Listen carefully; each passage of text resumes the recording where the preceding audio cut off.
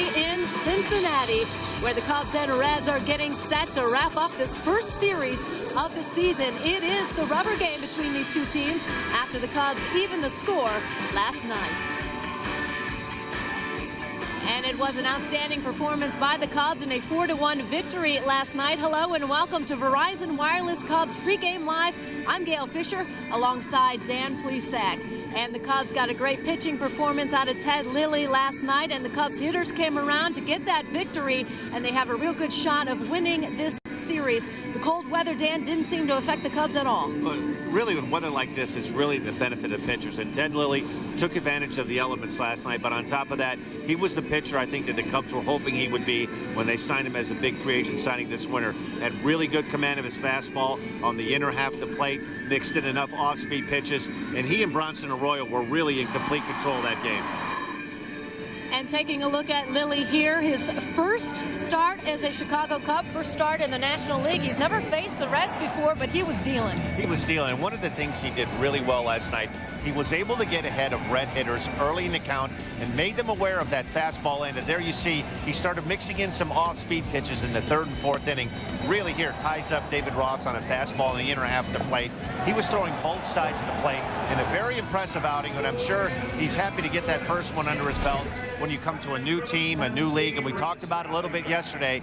For a pitcher, it's to your advantage coming into a new league where hitters haven't seen you before. He was throwing strikes early in the count, and he really set a great tempo for the game. And 2 scoreless innings by the bullpen helped seal the deal for the Cubs. Bob Howry with an inning, and Ryan Dempster picks up his first save of this season. Another interesting matchup as we take a look at the IPA pitching matchup for this game 3.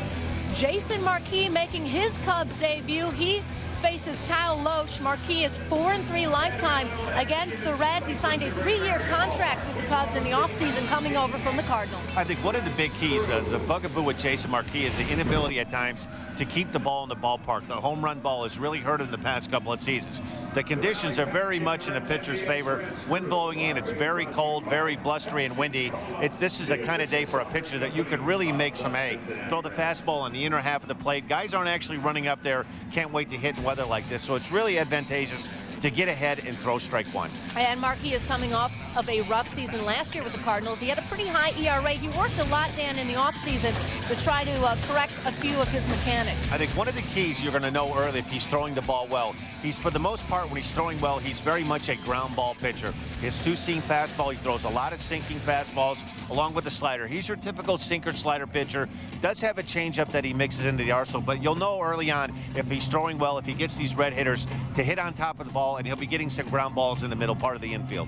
Well, manager Lou Piniella has a lot of confidence in his starting rotation. He said Jason Marquis pitched very well this spring. Here's Lou Piniella earlier on his number 3 man. You know, when his ball's sinking, he throws a lot of ground balls, and that's what we're looking for. He had some really good games this spring where the ball had good movement to it, good sink, and he pitched awfully well. And then he had a couple games where the ball was a little flat and he got hit. But Arizona's a tough place to judge. You'd rather wait till you get up here and play in these major league fields. But, you know, one thing I do like, he throws strikes and he goes after the hitter. One thing that we're trying to work on and improve on is he gets 2 quick strikes and then he has a tendency to get deep into the count for no reason whatsoever. You know, get the hitter on 3 or 4 pitches and not get into a long count with the hitters. And there is Jason Marquis heading out to warm up. Yes, Lou Piniella loves aggressive pitchers. He doesn't want to see a lot of base on balls. We'll see how Jason Marquis fares today. Kyle Loesch for the Cincinnati Reds. Dan, you said you like his fastball. He's got a pretty good fastball. At one time, he was really thought of that he was going to be a mainstay in that Minnesota Twins starting rotation. Things haven't worked out for him. He'll throw the ball in the middle to low part of the 90s with a good curveball. He hasn't quite lived up to expectation what the Twins were hoping to be, since that's why he's with the Cincinnati Reds right now. He's a guy that Cub hitters, if they can continue what they did in spring training, be patient, make him throw strikes, get good pitches to hit. So another good pitching matchup on the mound in this one. For more on this series finale, let's head upstairs now and bring in the Cubs broadcast team of Len Casper and Bob Brenly. Guys, same weather conditions. I'm assuming the same game plan for the Cubs since they played so well last night. Well, Gail and Dan, I certainly think they would like to see the pitching. Offensively, maybe sprinkle in a few extra base hits. The Cubs have just one double. Everything else has been a single, but it was enough last night. It was enough last night, but Lou Piniella referred to that this morning when we were down in his office. He said, let's see some balls in the gap or over the fence. This is a station-to-station team at this point, but as long as you're winning ball games, you can put up with those base hits. And it's the weather here is certainly not conducive to offense. We noted the wind seemed to be blowing out, although it may have been swirling more than anything else last night, but the ball was not jumping off the bats. Yeah, well, there were several balls hitting the game that we both thought had a chance to get out of the ballpark to left field, but especially there late in the ball game, Ryan Theriot running circles around some fly balls. Apparently it swirls out there in that left field corner, and fortunately for the Cubs, it kept some of the balls in the ballpark. No, you've talked a lot about the two guys who stay the warmest, the pitcher and the catcher. The hitters are fine because they're in the dugout, but if you're in the outfield or playing shortstop and it's a long inning, that's probably when you feel the cold. Yeah, especially if you're not doing anything offensively. If you get on base a couple times early in the game and run around and get that heart rate up there, get the blood flow going, you can be okay, but if you suffer through an 0 for 2 or 0 for 3 to start a ball game, don't get many balls hit to you defensively, you can turn into a statue out there very quickly. All right, we're looking forward to seeing Jason Marquis and his Cubs debut today after the big win last night. All right, Len, Bob, thank you very much. We'll see you for the start of the game. And boy, Dan, they had a good point. You pitchers have it easy. You can run off the mound and into the clubhouse. It's the position players that have to stand out there. And in these conditions like this, you really have to feel for the everyday players. They're standing around a lot, particularly if you have a game, an outing where you're not throwing strikes. The momentum of the game slows down, and it's very difficult, and it's especially early on in the season for guys to stay loose, to stay ready. And you see it quite often on ground balls hit up the middle or balls hit in the gap. Guys are a little bit, a half a step, a little bit slow. It's not that they're slow, they're pretty much frozen, and it's awfully cold. All right, timeout now for our Just for Men moment from last night. Ted Lilly not only pitching well, but helping himself. Watch this. He gets his first career RBI on this bunt. And you know what, Dan? Lou Piniella said today that he missed the sign. He was supposed to swing away there. You know, it's kind of unusual in a no-ball, one-strike count that there would be a squeeze bunt or a safety bunt on in a situation like that. And something had to be up because the base runners really weren't often moving with the play. And he was fortunate also, if you go back and look at that, when he got the bunt and he popped the bunt up in the air, has to do a little bit better job, not assuming that the ball is going to be caught. He could have ran himself into a double play. And the Reds didn't do a very good job fielding either. They didn't step on home plate, instead allowing that run to score. So Ted Lilly gets his first But as career any RBI. pitcher will tell you, a perfectly placed ball in the air. All right, don't go away, everyone. We are just getting started on Verizon Wireless Cubs pregame live. Dan and I will be back with the starting lineups right after this.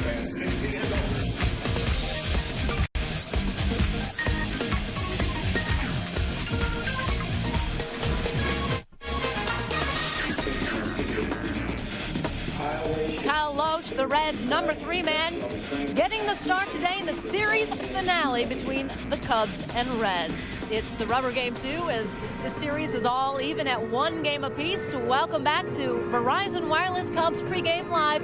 We are live here in Cincinnati. Dan Plesac and I'm Gail Fisher. The Cubs got several hits in this series so far, 17 hits total. They got 8 hits on Monday. They got 9 hits yesterday, but Len and Bob made a very good point. 16 of those 17 hits have been singles. They only have 1 hit for extra bases. That was Alfonso Soriano in the 7th inning last night. Let's take a look at the Cubs starting lineup for today. So they are getting some contact, Dan. As we take a look at this lineup, the only change you'll notice, Matt Merton back in left field and batting second. They're getting some hits, and they did score some runs yesterday, but boy, you'd like to see a little bit more out of this lineup. You know, one of the things that you have to notice, this Cub team is much more patient. They really tried to make an effort in spring training to be more patient, more selective, and make pitchers work. And I think one of the things that you saw last night, and even in game 1, is a lot of, they're not swinging and missing and striking out. The extra base hits will come. when you have a lineup that has Soriano, Ramirez, and Lee, Merton, Barrett, they're going to hit for power. And sometimes if you try to create that power, make that power, that's when the strikeouts start to go up and the swings and misses start. I really like the approach that they have right now. The extra base hits, when you put up a lineup like they're putting out, and I'll tell you what's particularly impressive last night, Aramis Ramirez had 3 base hits last night and pulled 1 ball down the left field line, but against a good pitcher in Bronson Royal, took that outside pitch and drove that ball to right field. And I think if he continues to do that, and he's such an important key to this team early on in the season, he's had some horrible months of April the last two years. And if he gets off to a good start in the middle part of that batting order and Derek Lee starts swinging the bat, hitting for power, this has a chance to be as good a lineup in the National League as there is. And Alfonso Soriano has struggled a little bit in his first 2 games, but finally got a hold of one and hit a rope double in the 7th inning last night, so it looks like he's starting to see the ball a little bit better. And one of the things you really notice with Soriano, the hit for power like he hits, but the ball really jumps off his bat. When he lined that ball over Adam Dunn's head last night in the left field, the ball just seems to really jump off his bat. He creates a lot of bat speed. He is going to go through, at times he can be a little bit hot and cold, will swing and miss quite a few times, but when he gets rolling, and if this Cub offense gets rolling, and they start being patient like they have been all spring training and these first 2 games, you're going to see the strikeout totals go down and the run production start to go up. Derek Lee, also another one, had a couple of strikeouts last night, but he's also had a couple of hits in the first 2 games. He's in that 3-hole, so they are making some contact. It is cold weather out here, but they really are starting to hit well. And you have to give a lot of credit the first 2 pitchers for the Cincinnati Reds. Harang was very good on opening day, and Bronson Arroyo was not a fun pitcher to hit off if you're a right-handed hitter. He has a variety of breaking balls, changes speeds with those breaking balls, pitched inside just enough to make Cub hitters vulnerable. He was very good last night. He was just outstaged, and upstaged by Ted Lilly was terrific last night. And an interesting note, Dan Lupinella had Cliff Floyd in the lineup yesterday. He also got Ryan Theriot in later in the ball game. Hello there. I don't think this guy's going to enter the lineup, though, anytime soon. But the one thing he said, he wants to really get the bench some at-bats, because especially when you come off of spring training, and then if you're just going to sit for a week, that's not good. So I think we'll see even more substitutions late in the game. And you really have to play that style of baseball in the National League to keep your players in tune. In the American League, with a designated hitter, there's not as much substitution there. And the last thing you want to do as a manager is have a guy sit around for 4 or 5 days, bring him into a situation where all of a sudden you need a base hit, and the guy hasn't had at bats in a few days. It's very important in the National League, and Lupinella is going to do a good job of that, of getting all the guys. He made an effort in spring training to get everybody at bats. There are a lot of guys that are versatile on this team that can play multiple positions, and I think you're going to see that. You're going to see Matt Burton shuffle around in the order. Ryan Theriot can play a number of positions, along as Mark DeRosa also. Well, here's the lineup Jason Marquis will have to face. You can never underestimate this Reds lineup at all. They have some dangerous hitters. Now, they have moved Adam Dunn up into the 2 spot, and Scott Hatteberg is back in the lineup after Jeff Conine played first base yesterday. So with Dunn in that 2-hole, you've got Ken Griffey Jr. moving into the 4 spot, and those are your real dangerous hitters right there. Really, those are the keys. And one of the things that I think that the Reds are going to do is when they're facing right-handed pitchers is try to slide Dunn into that 2 spot. With Ryan Friel leading off, he's a threat to steal bases. And with that said, pitchers tend to throw more fastballs when Ryan Friel, if he gets on base. And I think what the manager of the Reds is trying to do is to get Adam Dunn in more situations where he's going to see more fastballs, because he is a good fastball hitter. Adam Dunn just 1 for 4 last night after hitting 2 home runs on opening day, though he did drive in the Reds' only run of the game in that game last night. Mark DeRosa was 2 for 4 for the Cubs, and he drove in a couple of key runs late in the ball game with his 2 RBI to make it 4-1 and give the Cubs a little bit of a cushion. I was able to catch up with the Cubs' second baseman a little bit earlier this morning. It felt good. It felt good to get back in the clubhouse, too. You go out there in those conditions, and you're going to spend 3 hours out in 20, 30-degree weather. You might as well get a win. The one thing you guys had trouble with on Monday was hitting with runners in scoring position. You come up with a couple of guys in scoring position and were able to knock it through. What were you looking for there? Well, I know he's trying to get the ground ball. They intentionally walked Mikey in front of me to set up the double play. So, just looking for a fastball, something up. And ground ball with eyes is a beautiful thing sometimes. So I was just happy, 2-1. Didn't want to have to make it a nail biter at the end. So gave Ryan Dempster a nice cushion, and you know, Ted Lilly deserved a W last night. It looked like a real pitcher's duel. Lilly was pitching great. Bronson Arroyo was actually pitching very good as well. What was it about Arroyo that looked so good, and then how were you able to get contact off of him? You know, I think, you know, his slider is, it's like playing wiffle ball sometimes. I haven't faced him in a long time, especially not with the adjustments he's made in his career. So, I mean, he was striking out a ton of us with that slider, and he kept going to it. You know, occasionally you're going to hang a few of them. We were able to get some base hits, string some hits together and get 2 runs in there. But ultimately, it was a pitcher's duel last night, and we just happened to get a little bit more lucky than they did. And when you're standing behind Ted Lilly watching his performance, what's going through your mind? He was right on. Yeah, from first inning, I've seen Ted throw a ton in my career, all the way up through the minors, and you could tell right from pitch one that he had his good stuff, and it was going to be a pitcher's duel.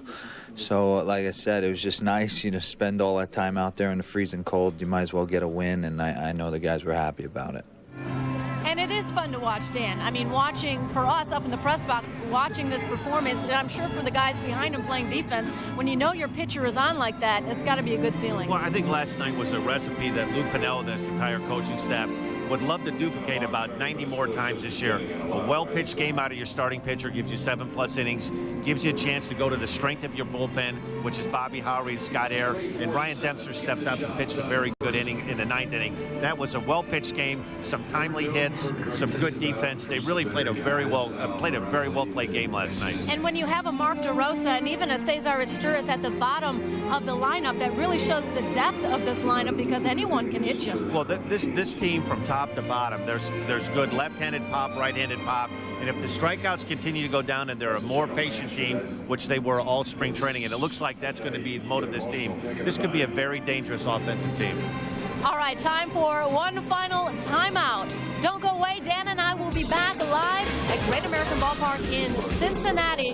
We'll take a look at what happened in the 9th inning of the ball game last night between Lou Piniella and Ryan Dempster. Stay with us.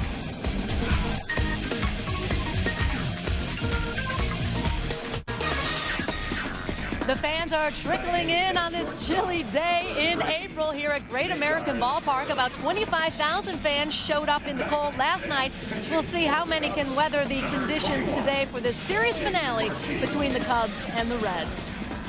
Welcome back to Verizon Wireless Cubs pregame live. Gail Fisher and Dan Plesac here with you. And the Cubs got that victory last night thanks in large part to a great pitching performance from Ted Lilly and also from the bullpen. 2 scoreless innings, one from Bob Howry and one from Ryan Dempster. And the key thing about both of those guys, Dan, is they came out and they struck out the first batter. Well, one of the things that this bullpen, I think could be very much a strength of this team, has to go out and throw strikes. And one of the things that Ryan Dempster, a lot of the struggles that he had last season, he brought onto himself with the base on balls and the wild pitch. And I don't think Lou Piniella's patience is going to be very long. He's going to want his relief pitchers, particularly Ryan Dempster, to go out there and use his good stuff and throw strikes and not be afraid to throw the ball over the plate.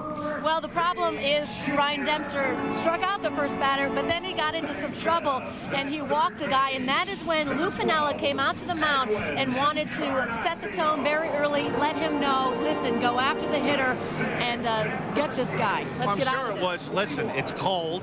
We have a 3-run lead. Quit being so cute. Get the ball, throw it over the plate, and let's go. You've got good stuff. It was just one of those short, to the point, sweet, get back to the dugout. It worked. The next 2 guys, Dempster, started throwing strikes. Next thing you know, the game was over. Now, Lou Piniella talked about that this morning. He says he doesn't go out to the mound very often, so don't read too much into it. But here's what he had to say about his approach with his closers. Look, I don't go out very often. I already said that. So don't make a big deal out of this thing. Or just when you talk. But you got a 3-game lead. I mean, a 3-run lead, and it's snowing out there, and it's 30 degrees. Go get the hitter. Make him hit it. Let's go home. Start walking people. You get behind, and all of a sudden somebody pops a ball, and what do? But I don't go out very often. That's what the pitching coach is for. Do you ever let a guy change your mind if you're taking him I out? sent a pitching coach out one time to go get a hitter here in Cincinnati. And they got into a long conversation. He didn't come back with him. And the next pitch was heading to the upper deck for a grand slam. So I told him, carry him out if you have to. That was interesting. Lou Piniella talking about whether or not he lets a pitcher stay in the game. It leaves it up to the pitcher. I guess he doesn't. You and I were talking about that last night and whether or not he would send Ted Lilly back out there. It looks to me that Lou Piniella is sort of by the book. When you're done, you're done. Well, I think one of the things he wants to establish in the starting rotation, that he wants them to pitch deep into games and wants them to be able to get out of jams in the 4th and 5th inning, and doesn't want a staff that's 4 or 5 or 6 inning pitchers. In a perfect world, he'd like these starting pitchers to get to the 7th inning, to go to the strength of the bullpen and Howery and Air, and turn things over to 9th inning to Ryan Dempster. It was very good last night. All right, Lou Piniella setting the tone early in this season. Time now, Dan, for your Lexus keys to the game. I think two of the keys really have to deal with the Cubs pitching. I think one of the big keys is Jason Marquis. If one of the knocks on him is to keep the ball in the ballpark, the conditions should be in the pitcher's favor for him to keep that ball down, and you'll know early on if he's throwing well, he'll be getting a lot of ground balls. And I think the biggest key to this game is containing Ken Griffey and Adam Dunn, the two big guns, the two left-handed power hitters on this Reds lineup. Contain those two, and you've got a pretty good chance to win. And Dan, when you talk about winning series, the Cubs have a chance to take 2 out of 3 here from the Cincinnati Reds. If you can win just about every series of the season, you're going to the playoffs and even beyond. I think one of the things you try to look at the game at hand this afternoon to get a chance to win a series. If you could keep this 2 out of 3, and one of the things is just playing good, sound, fundamental baseball. Pitchers throwing strikes, making the plays defensively, getting the timely hits, and really last night, Mark DeRosa, that was a huge hit to break that game open. It's a big difference going into that 9th inning up 2-1 as opposed to 4-1. A clutch hit at the right time. You don't have to win every game, but if you can win most of your series, that is the key to a successful season. All right, it is game time. The rubber match between the Cubs and the Reds in this series finale. For Dan Plesac, I'm Gail Fisher. Enjoy the game, everyone, and we will see you afterwards.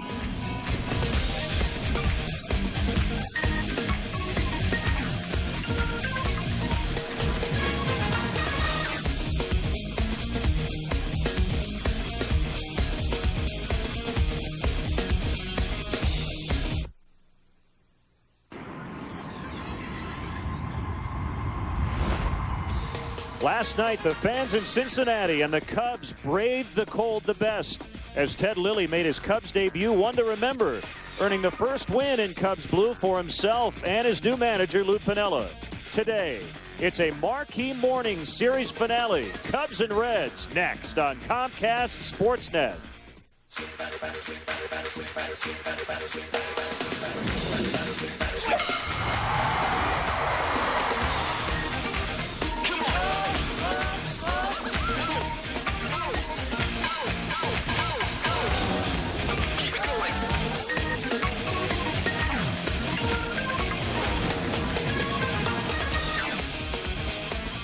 It is another very chilly day here in Cincinnati, but the Cubs dugout felt very warm after Ryan Dempster locked down the first win of the year last night.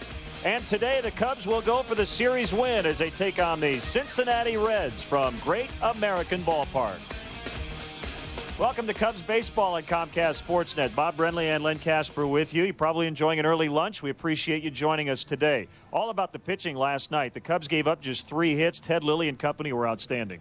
Ted Lilly and company were great last night. Ted Lilly right out of the chute wanted to establish himself with his new ball club, and he did that, going 7 strong innings, giving up only 3 base hits. And the bullpen was good last night and will be good throughout the remainder of the year if they can be used in an orderly fashion. That's what happened in the ball game last night. A lot of people are talking about the visit to the mound last night. We had a long chat with Lou Piniella today. He said there was no message trying to be sent to anybody else. He just wanted Ryan Dempster to throw strikes. But there maybe was a little message to the rest of the team. Lou said he wasn't talking mechanics when he went out there, and I have to believe that. But players like to know their role with the ball club, and once you've established your role with the club, Lou expects you to go out there and do your job, and I think that was the gist of the message that Lou sent to Ryan Dempster. Jason Marquis would love to match Ted Lilly in his Cubs debut today. Battle of right-handers. Kyle Loesch will pitch for Cincinnati. Kyle Loesch had an up-and-down spring with the Reds, had a tight right hamstring. He missed a couple of starts. Jason Marquis good when he keeps the ball down. We know that. After today, the Cubs head to Milwaukee for a weekend series against the Brewers before returning home on Monday. coming up from Great American Ballpark. The Cubs hope to start a winning streak today. Game 3 of the regular season. We'll have the lineups and all the action. Cubs and the Reds coming up next. Cubs baseball on Comcast Sportsnet is brought to you in part by Chevy. Log on now to ChevyDrivesChicago.com. Check us out today at ChevyDrivesChicago.com. Walgreens, the pharmacy of the Chicago Cubs. Your local area Lexus dealer who invites you to test drive a Lexus today. Rico, how well do you print, copy, scan, fax? How well do you share? Blue Cross and Blue Shield of Illinois, shining through. Cadillac, life, liberty, and the pursuit. And by Southwest Airlines. With more flights to more places than ever before, Southwest is taking low fares farther. Visit southwest.com. Well, the sun is out just a little bit, and right now 37 degrees. We hope it gets up into the low 40s. That's the best we can hope for today, partner. We're begging for low 40s right now. Very, very cold morning here in Cincinnati. Cubs getting set to face the Reds in the rubber game of this opening series.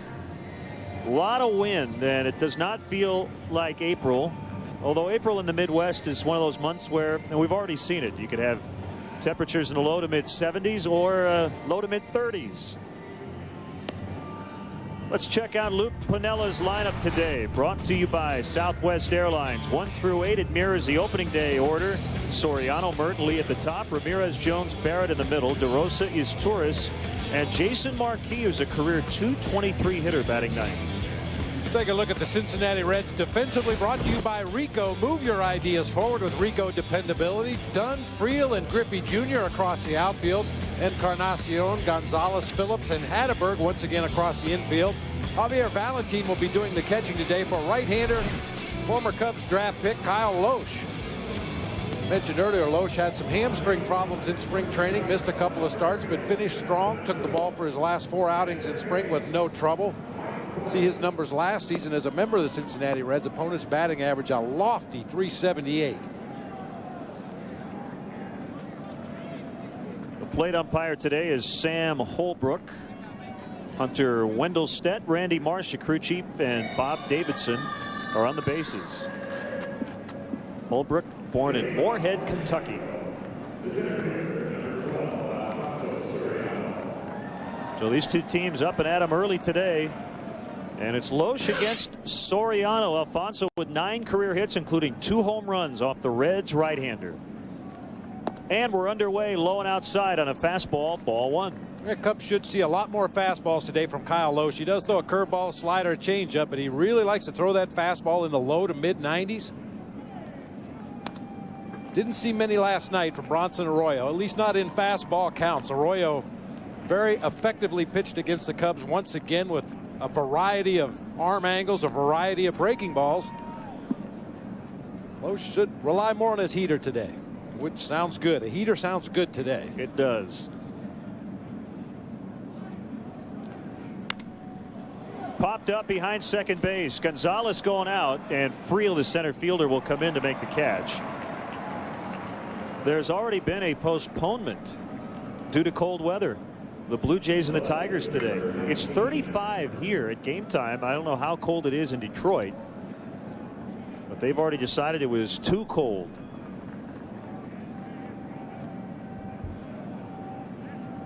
So now Matt Merton.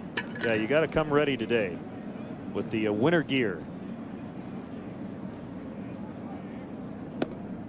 Matt with his first start since the opener. He went 1 for 4. He struck out 3 times. Second career outing for Loesch versus the team that drafted him in the 29th round in '96, and he got roughed up last year in September. 3 innings, he gave up 6 runs, 5 were earned.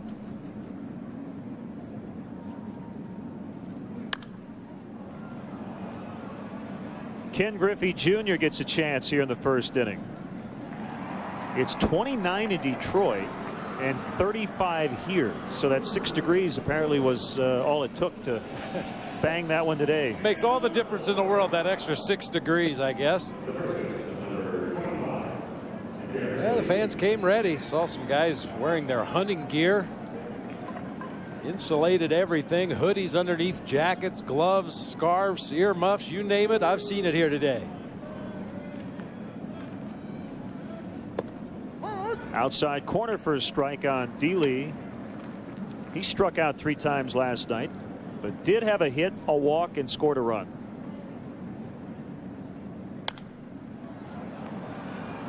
Hatteberg comes over near the barrier, and he won't have room. So again, it appears as though the wind is blowing out, but the ball just had no carry to it at all last night. There were several balls hit by both teams that looked like they had a chance, and based on our past experience in this ballpark, normally the ball jumps out of here when it's hit in the air to the outfield, but no action last night.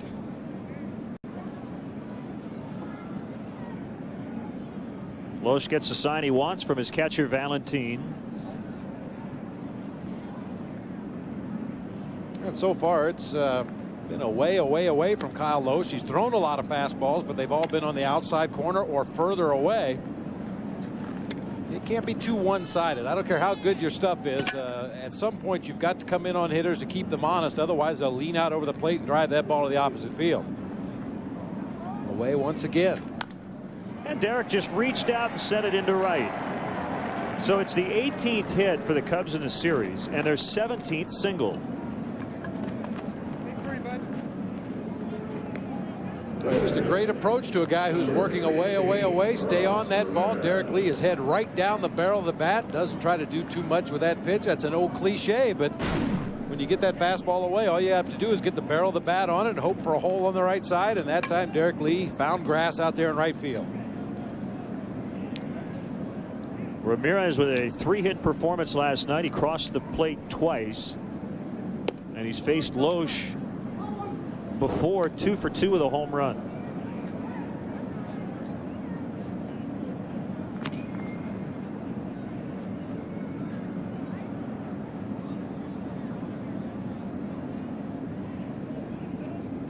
The Cubs with 2 attempted steals in the set and unsuccessful both times against David Ross. Well, Ramirez doing the job offensively, and one of the new Cubs, Mark DeRosa, as well. He came up with a big 2-run single to add the lead last night. Yeah, both guys very good in this ballpark. Should be no surprise DeRosa came up with that bases loaded hit last night. In his career, a .395 hitter with the bases loaded.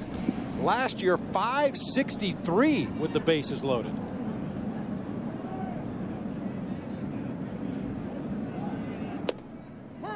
That's a strike on a slider. And Loesch ahead in the count, 1-2. That's a good pitch to lay off of right there. Unless you're looking for that pitch out there away, moving away from you, there's no sense to swing at it. It's just going to be an easy out. Now with 2 strikes, Aramis has to be a little more defensive and protect against that pitch. Drilled into left. First and second. So he's 3 for 3 against Loesch.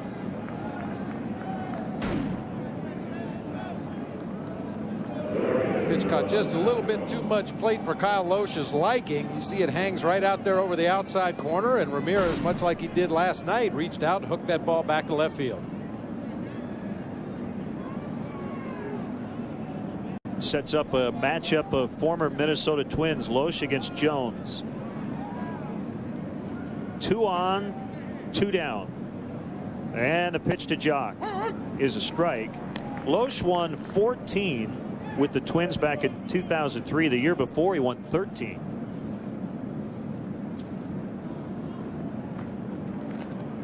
Cubs sent him to Minnesota along with pitcher Jason Ryan back in May of '99 for Rick Aguilera and Scott Downs. Good changeup that time from Kyle Loesch. That's a pitch he'll use mostly just against left-handed hitters. Fastball sliders to the righties, an occasional curveball, but this is a real good straight changeup. Gets Jock Jones well out in front.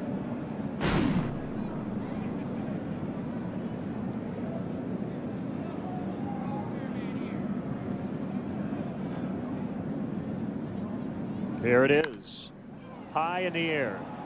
There'll be 3 flyouts to start the ball game as Dunn calls it in. Cubs get 2 2-out hits but no runs. It's Jason Marquis to the hill when we come back.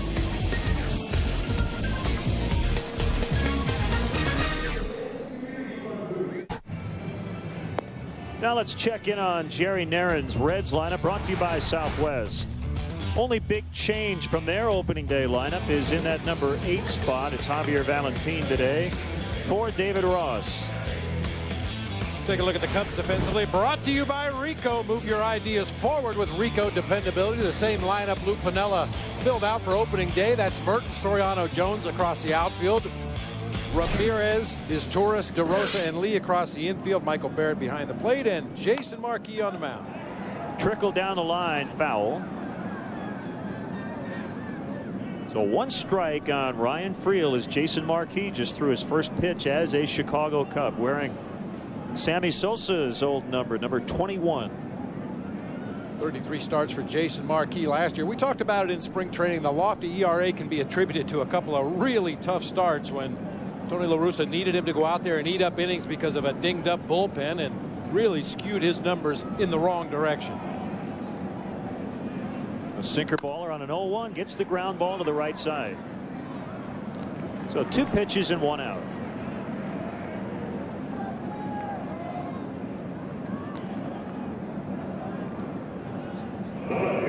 Now Adam Dunn, who has 4 RBIs in the first 2 games, knocked in the only Reds run last night with a broken bat single, a laser that hit the bottom of the wall out near the 370 side. Yikes. Yikes is right. Now, one thing to keep an eye on with Jason Marquis in this ball game today, if he misses his spot, he needs to miss further down. Sinker ball pitcher needs to keep that ball down around the knees with movement. Backhanded by DeRosa. He's going to get up, and he can't get the handle on it, but would not have been able to throw out Dunn. So he hits through the shift, so to speak, and is on with 1 out. I like the fact that DeRosa was trying to get to his feet and make the play. You never know what that hitter is doing. As DeRosa goes after this ball, he doesn't know if Adam Dunn is running hard down the first base line or maybe stumbled coming out of the batter's box. So go ahead and attempt to make the play. Gets to his feet, just can't quite find the handle on the baseball. I don't think he would have had Adam Dunn that time anyway. Brandon Phillips without a hit, 0 for 6. 4 trips without a hit last night. And it's low. Boy, Ted Lilly was so good last night. He said, I like pitching in the cold weather. And he proved it in his Cubs debut. A combined 3-hitter with Bob Howery and Ryan Dempster. Had the Reds off balance all night long. He had 9 strikeouts. Second most by a pitcher making his Cubs debut in the last 50 years. It goes 3 to 6, back to 3. Nicely turned, started and finished by the 2-time Gold Glover Derek Lee. 0-0 to the second. Well, the best part of that sign is he got the Comcast C, the C part of the logo right on the money. Very nice job. Whatever Ellie wants, Ellie gets, as Dad is going to find out, I'm sure. He has Sportsnet written on the back. Here's today's Panasonic replay. What ended up being really the play of the game. Ted Lilly bunted and knocked in Cliff Floyd as David Ross let it drop and decided to throw to second base. He said it was my fault. I was trying for a double play. Well, we found out today that Ted Lilly missed a sign. That was not supposed to be a bunt play. But it worked. It worked. Not the way you draw it up, but it worked. We were a little baffled last night. If you're going to put the squeeze on, we wondered why Cliff wasn't running. Well, there wasn't a squeeze put on. It's almost like the pitch you talk about that's so bad it's good. That play was so bad it worked out. Generally, if a squeeze sign is missed, it's going to be the hitter, because the runner at third base is right there by the third base coach, and usually the coach will come over and verbally tell the runner what is on. So it was just a trick play by Ted Lilly. Well, he could do no wrong last night. Well, I think the most impressive thing for me about Ted Lilly last night was the fact that he had all of his pitches working. He was commanding both sides of the plate with 4 pitches. You mentioned the 9 strikeouts, a lot of called third strikes. He just had it all working. He had battled an inner ear infection earlier in the week and really needed that off day Tuesday to recuperate. Calm, cool, and collected last night. 1-2 on Barrett as he leads off the second. Fouled back behind the screen.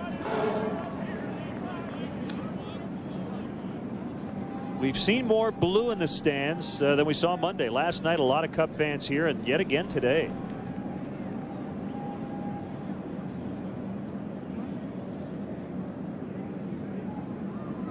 Everybody pretty quiet at the moment. Loesch working again. A high fly out toward Griffey.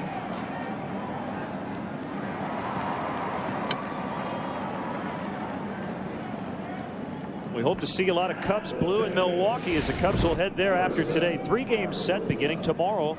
Show your Cubs support by making the trip up to Miller Park for the series. For tickets, visit Cubs.com or Brewers.com.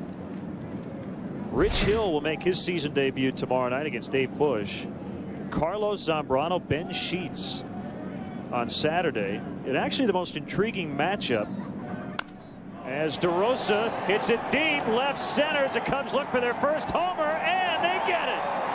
DeRosa goes yard, and it's 1-0. He loves this ballpark, and he's now 5 for 6 against Kyle Loesch.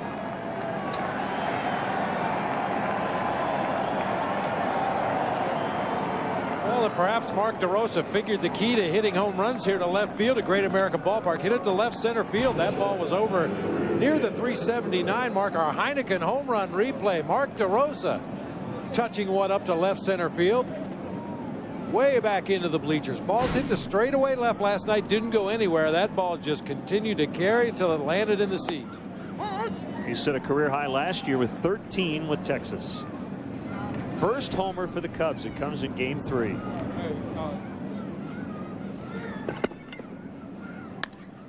Torres slices one down into the left field corner. Fair ball. Going to kick off the sidewall. Rattles around, and Cesar has a double. There's some of that extra base power we had talked about all spring. A home run, a double, and here comes Marquis.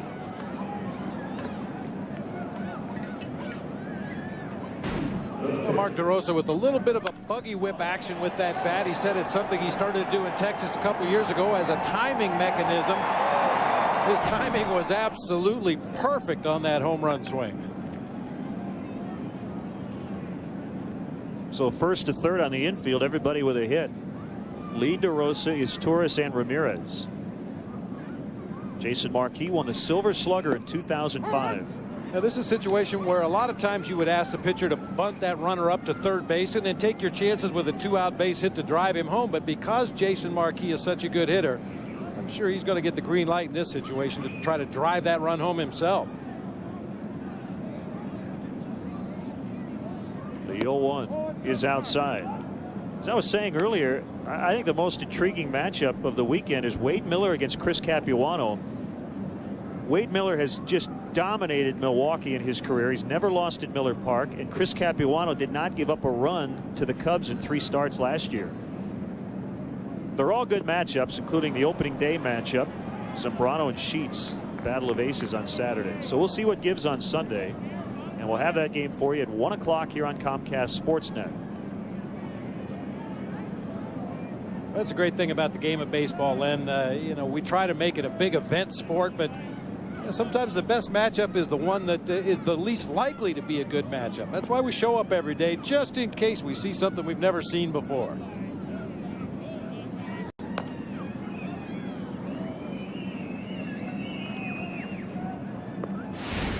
As we look ahead, those games will be with the roof closed. I can say that with great certainty with the cold weather in the upper Midwest. Carlos looking to bounce back. Ben Sheets coming off one of his best career performances as he went the distance against the Dodgers. And we're excited to see Rich Hill tomorrow night. Churchill had been bothered by a blister on his throwing hand that apparently has, not sure how to phrase this, calloused over, I guess is the way I want to say it. And he doesn't anticipate any problems at all taking the ball.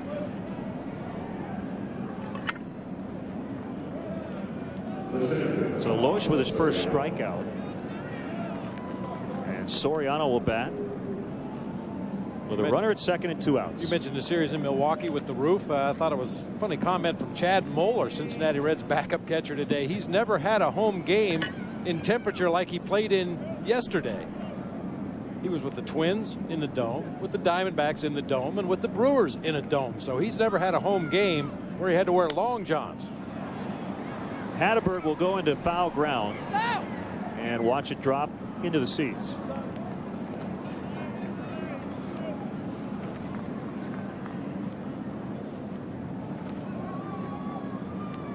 After this opening trip, the Cubs will spend 14 of their next 16 at home.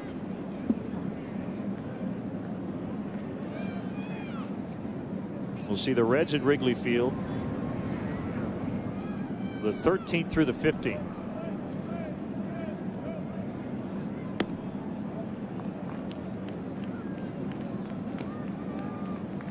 The next off day for the Cubs is 1 week from today after 3 against Houston.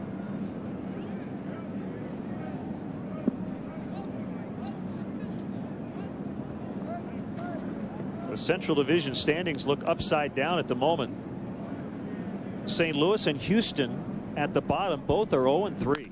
Ground ball, Encarnacion gobbles it up, fires across. Hatteberg almost came off the bag, but able to keep his toe on it. The home run by DeRosa puts the Cubs out in front.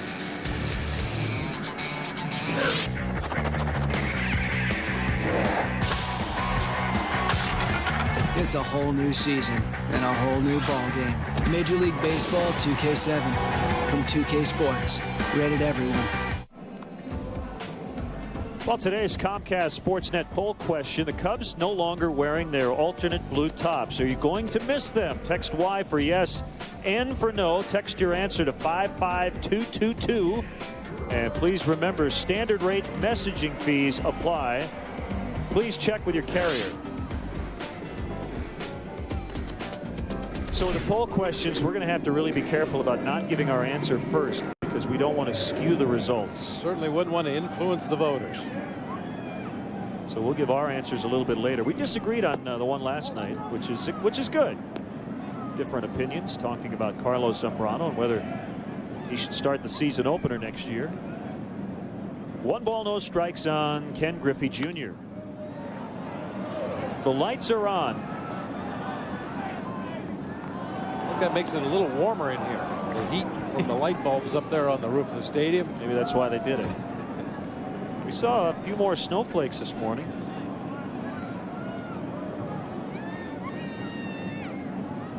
The 1-1, a little bit above the belt. I think I'm going to pass on the poll question today, Len. I mean, as far as what jerseys the Cubs wear, I have enough trouble figuring out which shirt to wear on a given day. So I'll let them figure that out on their own. You are all one color today. I got the Johnny black jacket. Johnny Cash look today. Yeah. Everything's black, you know. Told you, left spring training, and you know, most of my on-air wear I left in the apartment in Chicago. The 3-1 hit high in the air, and Merton will take it.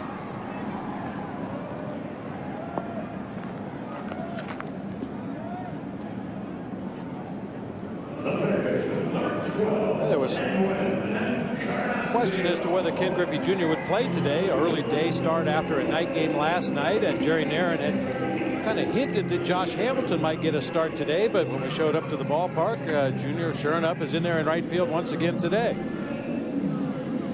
Edwin Encarnacion reached once last night on catcher's interference. He got on 4 times last year due to catcher's interference. It's not an official at bat, and Michael got an error. So the lone defensive miscue so far for the Cubs has been catcher's interference. So that hurts his fielding percentage.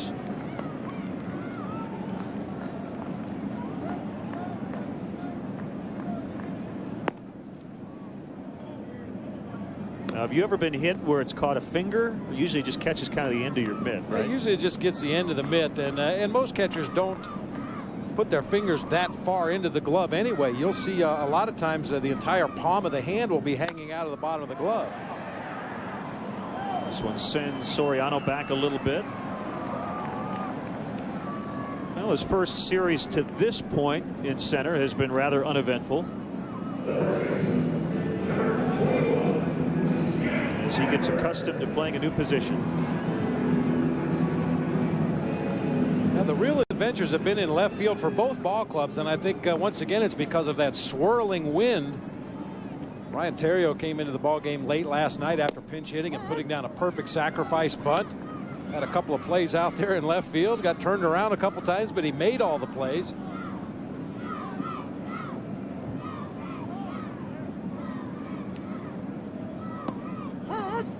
Two quick ones on Hatteberg.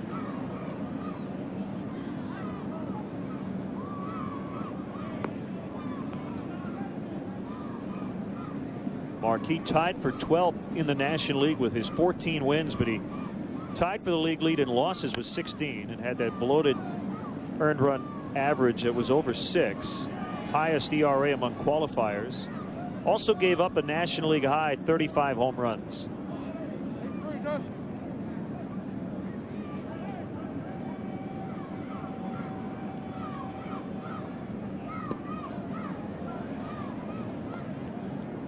Well, some at home may say that was a bad pitch, but that's really where Michael wanted it. Try to get Hatteberg maybe to chase something. He's not a guy who's going to fish too much. But you'd rather have a ball in the dirt like that than to miss your location with 2 strikes. And that's the one time that Lou Piniella doesn't mind a pitcher throwing a pitch out of the strike zone, that 0-2 pitch. So once you go to 1-2, though, get right back in that zone. Try to get the guy out with as few pitches as possible. That's something that Lou has really tried to impress upon his pitchers throughout spring training and the early going this season. Attack that strike zone. Which, when you think about it, is the same theory Gerald Perry has for the hitters. Attack the strike zone.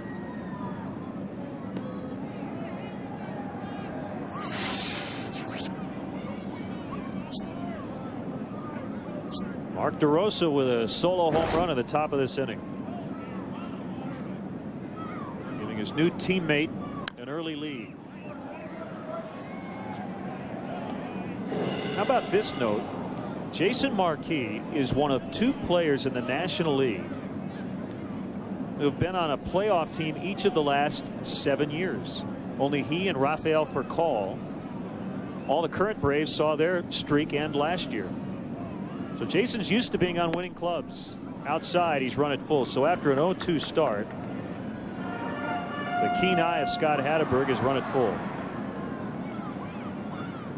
Well, we should say last year he was on the Cardinals roster for the division series, but did not get into action. And then he was not on their roster during the NLCS and the World Series. So he gets a World Series ring, but did not participate in the playoffs. Ground ball to Cesar Izturis. No problem.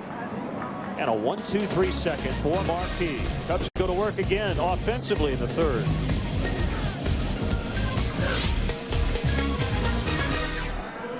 Cubs baseball is brought to you in part by Aflac. Ask about it at work. And by Ford. Get to your local Ford store today. Ford, bold moves. 1-0 Cubs, 3rd inning. Mark DeRosa with his first home run as a Cub, first home run as a team for the Cubs. And it's Matt Merton against Kyle Loesch. Slider strike, just caught a sliver of the outside edge. You know, let a message on the board here between innings. Immediately made this my favorite ballpark in the major leagues. Local pizza chain. If you call on your cell phone, they'll deliver the pizza right to your seat. Oh, man. Man. This one will find the seats. Yeah, you've got a favorite pizza spot here. I tried it the other night, and I loved it. It's good stuff. Good stuff. Our producer, Pete Toma, likes to eat around midnight. So he tried to order pizza a little late, and apparently that was a big night for pizza.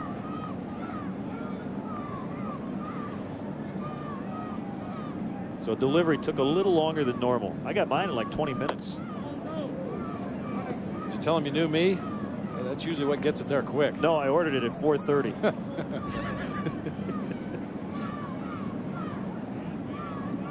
I have to say it was a little bit of cultural shock, you know, leaving Las Vegas and coming to Cincinnati. We got here a little before midnight, I guess it was, on Saturday night. And the sidewalks were not only rolled up, but apparently everybody decided it was too late to be out on the streets. And of course, in Las Vegas, that's when things usually get going, right around midnight. So quite a difference from one city to the next.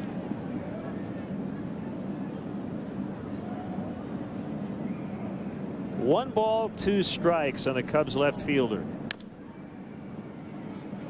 That's foul past third. Well, Fountain Square looks good. They've been undergoing a lot of construction in and around the team hotel. You didn't catch any of the parade the other day, did you, before you came over? No, I was here at the ballpark by the time the parade started. I did see the crowd assemble very early in the morning. It's quite a tradition here in Cincinnati, the opening day parade. Number of floats, dignitaries. Eric Davis, former Red, was the grand marshal of the parade this year, and then came out here to the ballpark to attempt to catch the first pitch from the mayor. I was searching around on the radio to see if Les Nessman was narrating.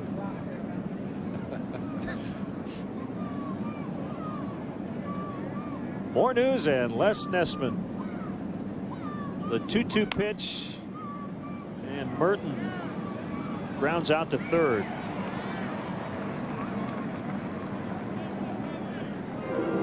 On Saturday, April 14th at 12:05, it's the Cubs taking on the Reds. The first 20,000 will receive a scratch and win card. 100 random winners will receive an exclusive limited edition Cubs branded Apple iPod Nano, compliments of Comcast Sportsnet. Fans are encouraged to hold on to their cards for second chance drawings throughout the game. No purchase necessary. For complete rules, visit Cubs.com. You know, I haven't seen WKRP in Cincinnati in probably 20 years, but the names Les Nessman, Herb Tarlick, they just stick in your brain. I don't know why. I kind of wish that I had more pertinent information stuck up there. Ooh, that hurt. Javier Valentin took the worst of that foul.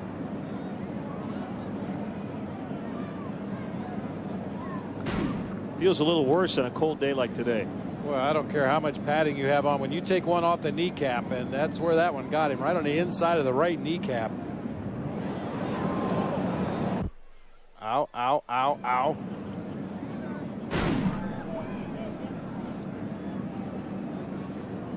Well, the direct hit, believe it or not, one that hits straight on that shin guard above the kneecap is the one you can handle the best. But when the one hits just to the side of your kneecap and kind of pushes it out of its position momentarily, that's the one that takes a while to recover from. Looks like Valentin's going to be okay trying to walk it off here.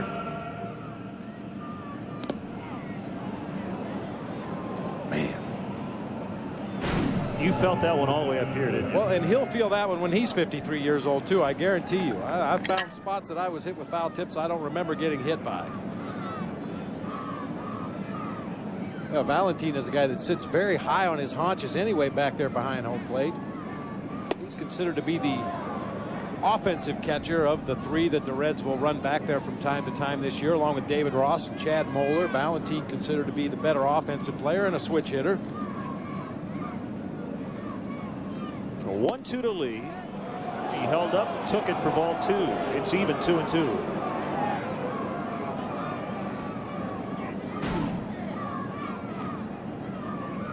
You've got a good eye if you lay off of that pitch. It just dipped out of the strike zone at the very last instant. The wind and the pitch jammed him, and Derek pulled it high in the air near the dugout, and Encarnacion had just enough room to make the catch.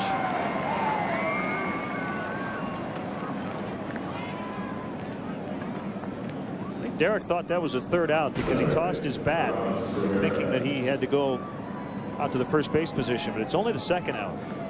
I think this is another one of those foul balls, Len, that on a non-windy day probably goes on up into the stands, but Encarnacion chases it over there on the third base side. As we get a look at Derek Lee, I think you're right. I think he thought this was number 3.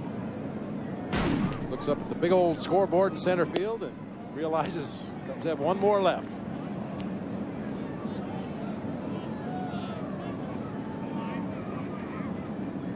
Good offensive start for Ramirez with a big spring.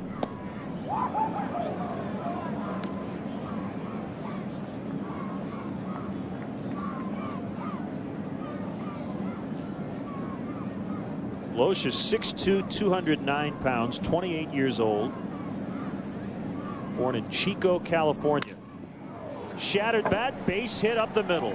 So 3 hits last night for Ramirez, 2 more early on today. A great start to the season by Rami. I'll tell you, that's when you know you're going good, when you get jammed and still fight that ball off with a broken bat and find that hole up the middle of the field.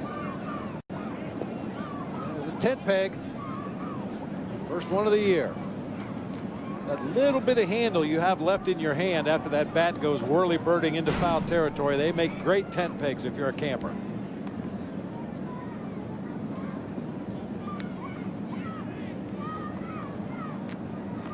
Jones signed a 3-year free agent contract prior to last year. 2nd round pick of the Twins in '96 out of USC.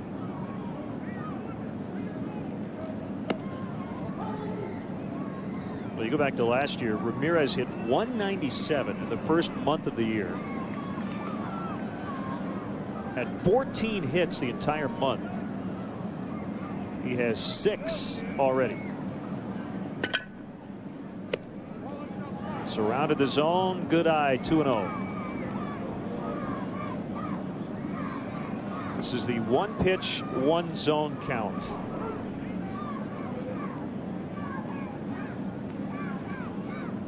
Well, you really like to do damage when it's 2-0 or 3-1. Here it is. Popped it up. Jock wanted to do more with that than he did as Encarnacion records a 3rd out. Cubs leave 1. They lead 1-0 after 2.5. Coming up tonight at 6:30 on Land Rover Sports Night. Highlights of our Cubs-Reds game and the White Sox-Indian Series finale.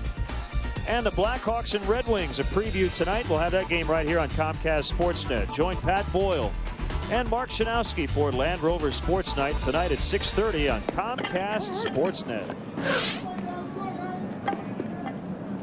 It's a cold one in Cincinnati. The Cubs are trying to win the series. And Jason Marquis faces Alex Gonzalez as he bloops it into right center for the 2nd Reds hit.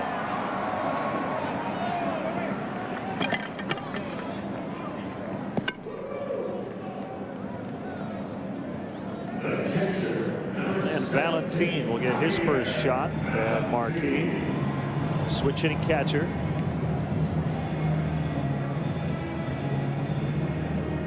And when you take a foul ball off your knee, of course you have to come up and bat in the next half inning. Absolutely. You may have seen a little interchange there between Michael Barrett and Javier Valentine.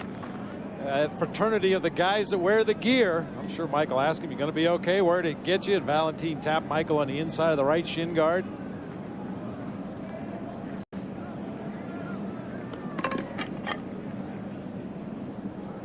Have to assume this is a good double play possibility here if Jason Marquis can keep that sinker down and get Valentine to hit the ball on the ground at one of the Cub infielders.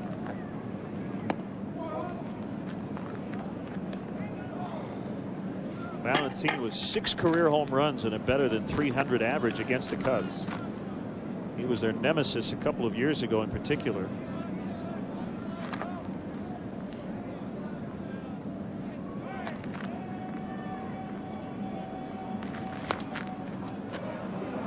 Ramirez will have lots of room. Mark Barry, the 3rd base coach, had to vacate. And 1 out. We talked about it earlier in the ballgame when Jason Marquis came to the plate with a runner at 2nd base and 1 out. We correctly assumed that Lou was going to let him swing away because he is a good hitter. I would have to say, however, in this situation, Jerry Naren's probably going to ask his pitcher to put down a bunt, move that runner into scoring position for the top of the batting order. Not a lot of at-bats for Loesch, and not a terrible average when you compare him to other pitchers. He bunts it toward first. Marquis will field, and DeRosa covers a bag. It's a sacrifice. 2 down, runner at 2nd. Tickets are still available for Cub home games on weekdays in April and May, even in the bleachers. To purchase tickets, visit Cubs.com, call 1-800-THE-CUBS, or visit the Wrigley Field box office. Well, I can't wait until Monday, the home opener against the Houston Astros.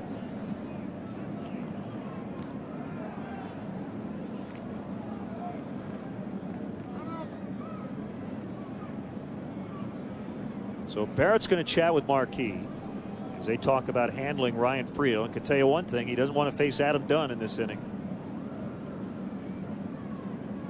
That may have been just a refresher on signs as well with the runner at second base, and this is the first time the Reds have had a runner that far in the ball game, just to make sure there's no confusion, no cross-ups. What are we going to use here with the guy on second base? Strike one.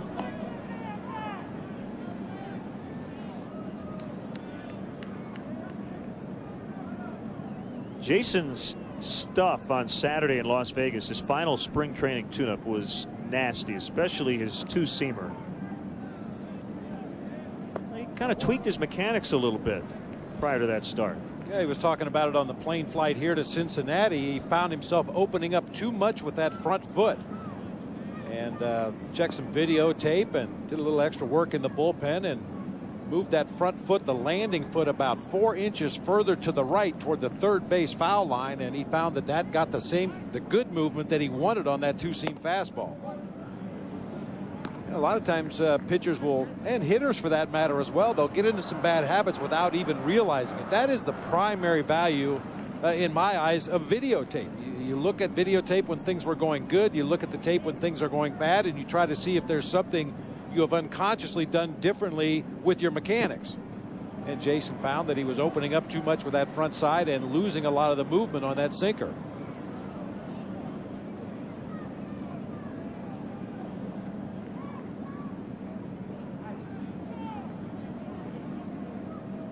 This is an important pitch. It's 3-1 on Friel, with the big bopper Dunn on deck. First base is open, but he doesn't want to walk Friel.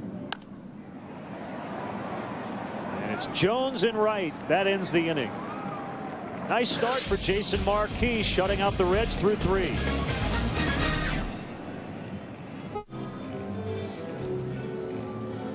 Well, it's time for today's Aflac, and thank you. Trivia question. Can you name the 2 players in the Cubs' current 25-man roster who have won the Gold Glove?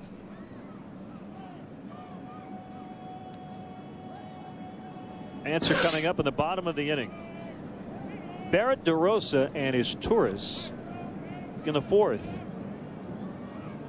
And Michael fouls away. He's 0 for 8. He's due.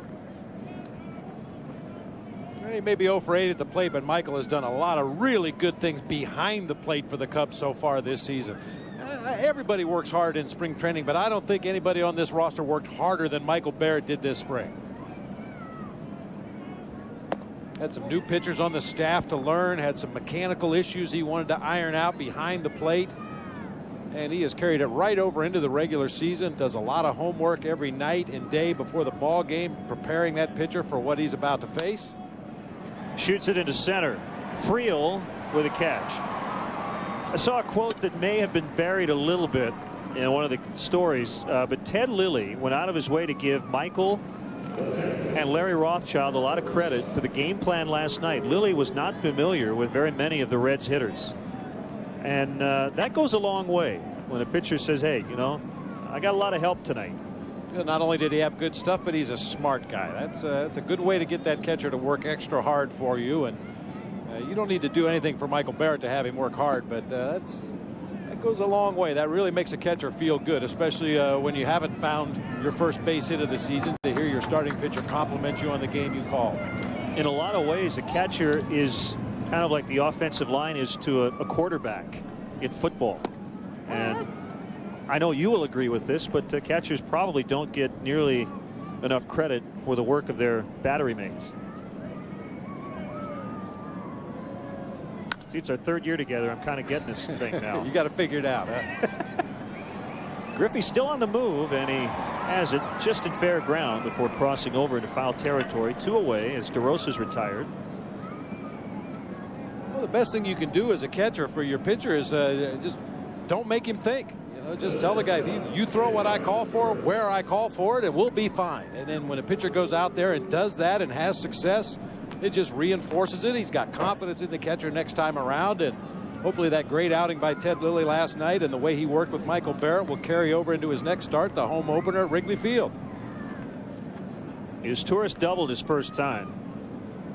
The infield on the corners in, back up the middle. You hear so much about how pitchers and catchers work well together, but the reverse is also occasionally true. You don't hear about that. I'm not going to ask you to name names, but did you ever work with a pitcher or two that you just were not on the same page?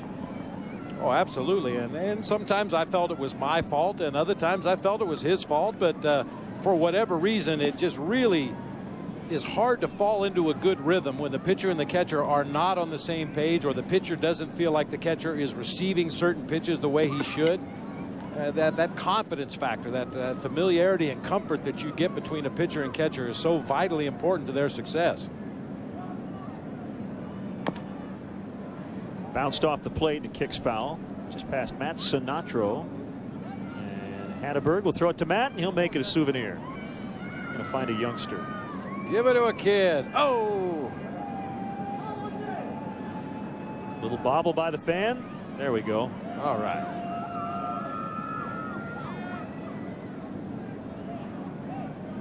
Matt Sinatro, former catcher. Deep to right. Griffey back on it.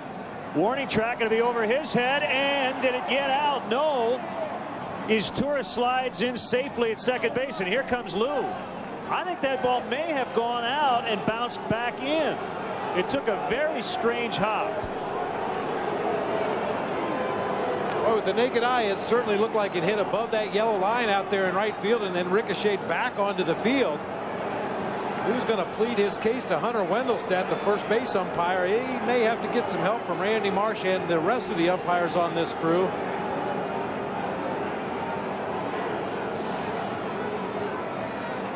Now, Lou's asking him now to get help from the other umpires, and if the first base umpire, Hunter Wendelstedt, is sure he saw it okay, he doesn't have to ask for help. And apparently Lou's appeal is all for naught here. We'll take one more look. We have the benefit of replay. No, it hit right on the yellow line. Well, that's a good call. I stand corrected.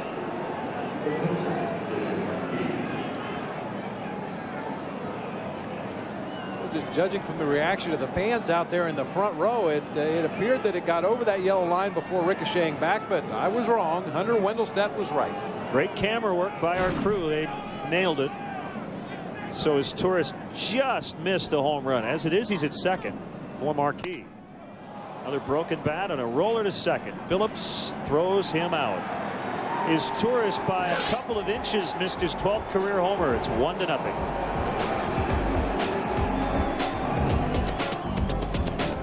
For those who like the leather, Aflac question today. Aflac! The two current Cubs who have won a Gold Glove.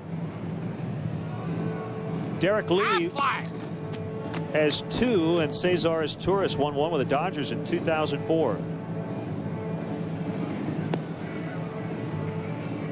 And Cesar Torres was coupled with Alex Cora. Well, I'll tell you, being in the National League West that year, that was some of the finest middle infield defense I ever saw. Those guys, it was like they were playing with one mind. Cora would make that play up the middle of the field as a second baseman, backhand the ball, flip it to his Torres. He'd throw on to first base. A lot of 4-6-3 putouts. They worked so well together as a team, and I'm sure with a little more time, Mark DeRosa, Ryan Theriot, whoever happens to be at second base, will make an equally good pair up the middle. Well, you know, Jason Marquis loves having a guy like his Torres at shortstop, getting all those ground balls. Right now, Cesar is almost behind second base against Dunn, but he hits it right to DeRosa. So the shift pays off that time.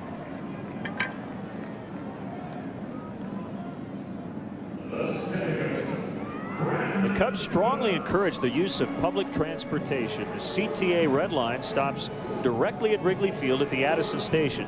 For drivers, DeVry University offers remote parking and bus service for just $6. For more details, visit Cubs.com or call the CTA hotline 773-836-9900. 7,000. Good command from Jason Marquis today.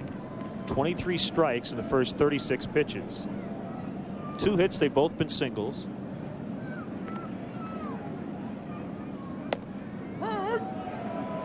Cubs minor league system starts regular season action today. AAA Iowa will be at Round Rock. That's in Texas. AA Tennessee now part of the Cubs farm system in Jacksonville, Florida. Jody Davis with Daytona. They'll be at Brevard County. And Hall of Famer Ryne Sandberg will make his managerial debut with Peoria. And they're up in Appleton, Wisconsin. I would imagine it's really cold in Appleton. Well, the cold weather never seemed to bother Rhino as a player, so I'm sure it won't bother him much as a manager either. Mark Pryor officially will begin the year with Iowa on their 7-day disabled list with what's been called shoulder fatigue. It's because he's still at extended spring training. The Cubs want to stretch out his pitch count before he can pitch for the Iowa Cubs.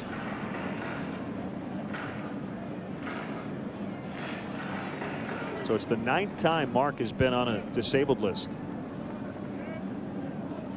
2-2 to Phillips. Flared right center. No one will get it before it hits the turf. And Phillips is in the hit column for the first time this year. 1 for 8. Marquis ran a sinker right in on his knuckles here. Just gets jammed. A floater out over the head of Mark DeRosa in front of Jock Jones and Alfonso Soriano.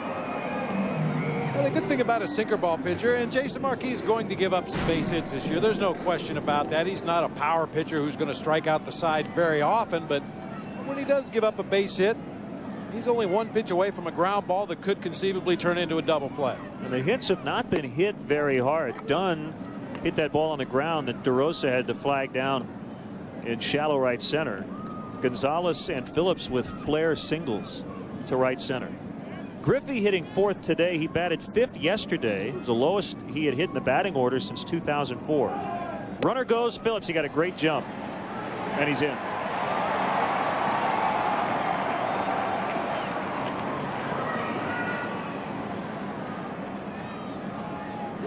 Phillips stole that base on Jason Marquis. Just didn't pay enough attention to him over there. Took off on first movement. Michael got rid of it quickly. And look at the job Cesar Torres does at second base. He knows they don't have a chance to get Phillips. He realizes the jump that Phillips got, the throw by Michael Barrett, was going to be late. So rather than try to pick that ball out of the dirt and apply some kind of a slap tag, he made like a catcher down there. Block that ball, make sure it doesn't get through into center field. Nice job by Cesar. Meanwhile, 2-0 on Griffey, who owns 563 home runs. Now it's 2-1. Barry Bonds homered last night for the Giants, number 735.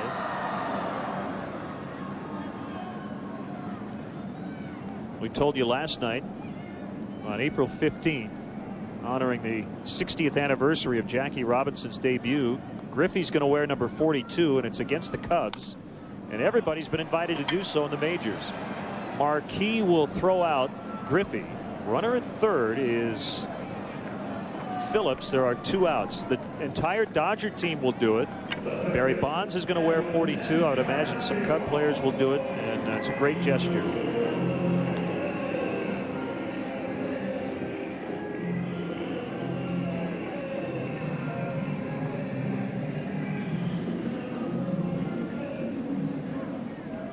So the first time the Reds have had a runner at third, and it's Encarnacion,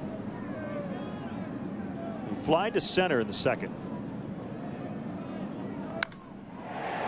And the Reds have tied it. Edwin Encarnacion with his first RBI of the year. And it's 1-1.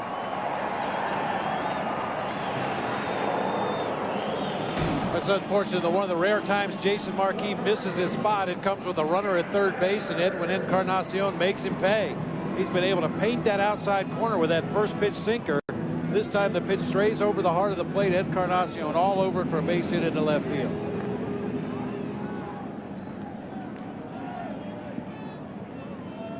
Phillips got on with the single, stole second, went to third, and a ground out by Griffey, and then scored on the single by Encarnacion.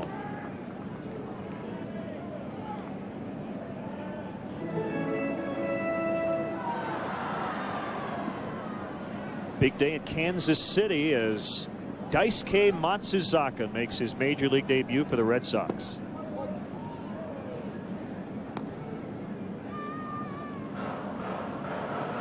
A lot of speculation on just how good he will be early on. The consensus is he's going to be really good for the long term. It'll be very interesting to watch, and it's going to be a media circus following him around baseball this year. He throws about, what, 14 different pitches? I'm anxious to see that gyro ball, the unhittable pitch.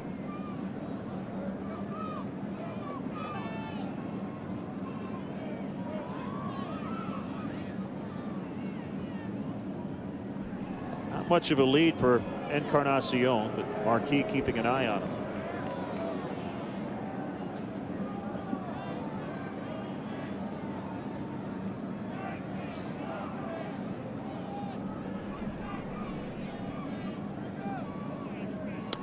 Hatteberg elevates. Jones tracking. That is it for the Reds. They tie it on the single by Encarnacion. It's 1-1. Cubs baseball is brought to you in part by Midas. Visit Midas for brakes, expert auto maintenance, and tires. And by the all-new full-size 2007 Toyota Tundra. The mighty Ohio, it's Kentucky across the way. It's a cold one once again in Cincinnati.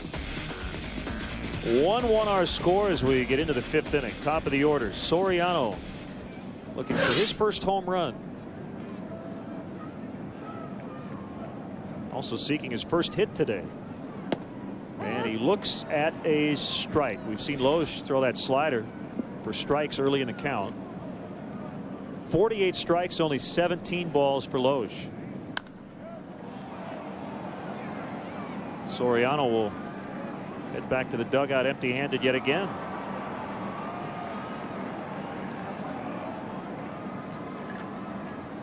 So Loesch has done a good job against the top of the order. Soriano and Merton have combined 0 for 5 to date.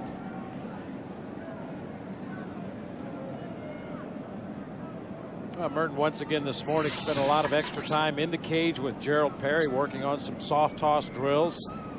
Just doesn't feel totally comfortable in that batter's box. Struck out 3 times on opening day. Very uncharacteristic of Matt Merton. Last night the Cubs beat Bronson Arroyo for the first time since June 10th of 05 when Arroyo was with Boston. Arroyo wasn't bad, but he ran up against Ted Lilly.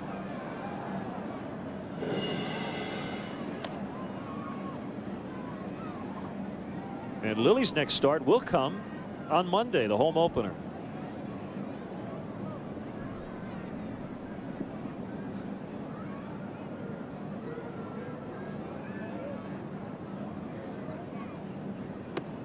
Inside, moved the hands of Merton on a fastball. 2-1 the count. You know, Len, I've been watching Javier Valentin give his signs to Kyle Loesch out there on the mound, and you know, there's something to be said for hanging down those fingers with confidence. Sometimes it looks like Valentin is almost second guessing himself. Yeah, he sits there for a long time with his fist, and what's going to come out, a 1 or a 3, or just kind of slowly creeps out there. If a catcher calls the signs with confidence, the pitcher will probably throw the pitch with confidence. That's a signal for a changeup when you see those fingers wiggle. 82 miles an hour just off the plate away.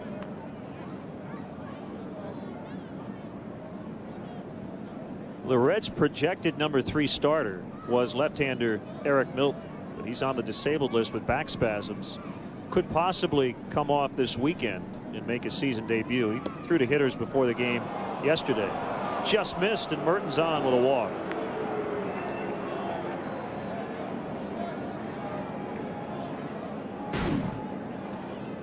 So throw that backdoor sinker. Valentin just kind of stabbed at that ball a little bit at the last instance. Watch that glove go down and out of the strike zone, and then he tries to pull it back in and get the call from the home plate umpire, but it's ruled ball 4 on Matt Merton. There's the lefty Eric Milton. It has not gone particularly well for Milton as a Red. He has struggled when he's been on the mound, and he's battled some injuries as well.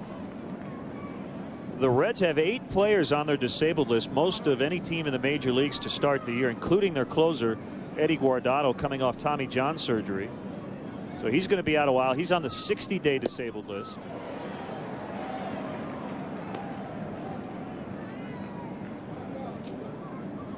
Two strikes on Derek Lee.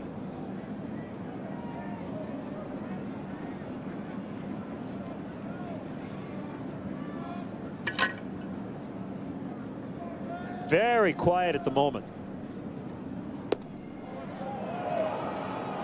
I think we both expected this series in general to be a high-powered affair at a hitter's park with 2 pretty good offenses, but that has really not been the case. The weather's had a lot to do with it the last 2 days. But give credit to the pitching of both teams as well. The Cubs bullpen, for instance, has not allowed a run in this series. Swing and a miss, and Derek Lee strikes out. Number 2 for Loge. Well, that's a pitch that Derek Lee doesn't miss very often. An 89-mile-an-hour fastball inside part of the plate, just below the belt. Had a good rip at it, just came up empty. You might notice he pulled that left arm in close to his body, trying to get the barrel of the bat on that pitch, but couldn't quite get to it.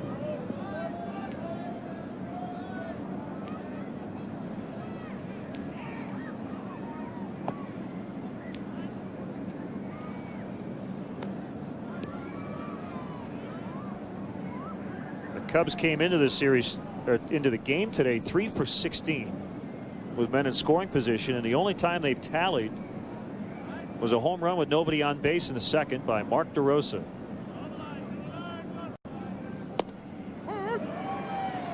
One and one on Ramirez. I mentioned the Cardinals are 0-3. They just got swept by the Mets, losing 10-0 last night. They were outscored 20-2 in the series.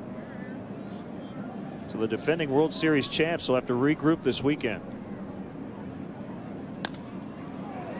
Griffey's going to give chase, but he won't get to it. It's going to get into the corner, and Merton's going to try to come around and score. Quaddy's sending him, and he will score no problem. Ramirez with a sliding 3-base hit, and it's 2-1. Ramirez with another 3-hit performance. 6 hits the last 2 days. And you have to love Rami's approach at the plate. Willing to go with the pitch when the pitcher doesn't come in there and give him anything he can pull. That time shot it all the way down into the right field corner. Junior had some problems down there in the corner. Mike Quaddy was watching closely before windmilling that left arm and sending Matt Merton on home. They're going to give Griffey an error, so it's a double for Ramirez and an error on Griffey. At any rate, it's 2-1.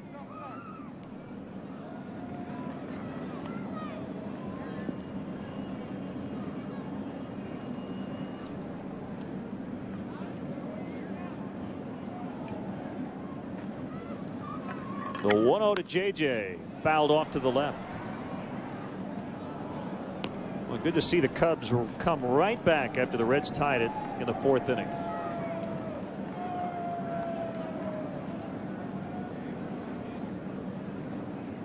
Four of the 7 hits for the Cubs today, extra base hits. Lou was talking about the lack of extra base hits before the ball game today.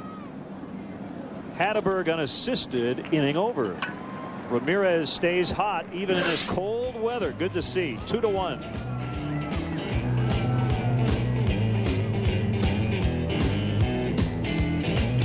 For a GMC Sports Update. Hello again, everyone. We'll get you back out to the Great American Ballpark in Cincinnati in a moment. But first, a look at what we have coming up for you later today here on Comcast Sportsnet. After the game, it's Cubs post-game live. Then later tonight, it's Sportsnet at 6:30 and Blackhawks hockey in high def at 7:30. The Red Wings and Hawks from the United Center. That's later, but now let's get you back to Cincinnati with Len and Bob. Cubs have the advantage once again, 2-1. Marquis against Alex Gonzalez, bottom 5 from Cincy. I just wanted to follow up on the Jackie Robinson story we were talking about earlier. Kerry Muscat on the Cubs website reporting today that Derek Lee will wear number 42 on April 15th. Jock Jones also says he would like to wear 42 against the Reds next weekend.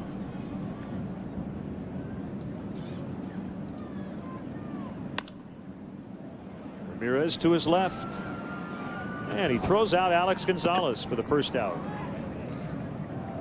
Corey Provis, the new member of the Cubs radio team, along with Ron Santo. Corey calling the 5th inning. Ron with a short sleeve shirt on today. He has his window closed, but Corey and I would assume Pat Hughes with the window open. So Ron had to put his jacket on. I don't suppose closing one of the windows really does a lot of good up there in the booth, but whatever Ron wants, Ron gets. So the radio team no longer hermetically sealed.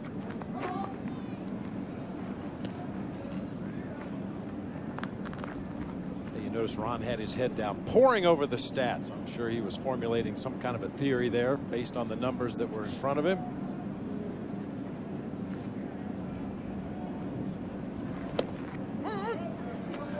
One ball, one strike on Javier Valentin.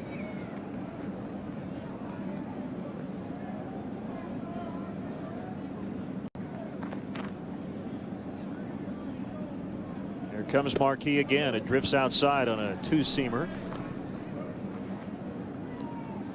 The wind has picked up here considerably this inning. It was blowing a little bit out to left center when the game began. Now it appears to be blowing more out toward right field and quite brisk at the moment. This ballpark basically faces the opposite direction of Wrigley Field. When the wind comes out of the north here, it blows out.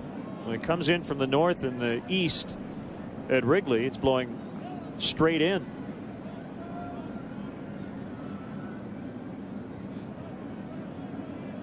And it's going to be blowing in a lot, I have a feeling, over the next couple of weeks as Valentin reaches. That's why you need to be in the Wrigley Field Mezzanine Suites. Plan your next corporate function or family gathering in the comfort of the Wrigley Mezzanine Suites, presented by Nuveen Investments. Suites are available now for games during the season. Be sure to ask about the April discount dates. To book your suite or for more info, call 773-404-CUBS or visit Cubs.com. Loesch bunts. Barrett picks it up and gets it to DeRosa in plenty of time. And Loesch with 2 sack bunts today. Should have watched Michael Barrett as he picks up this bunt down the first base line.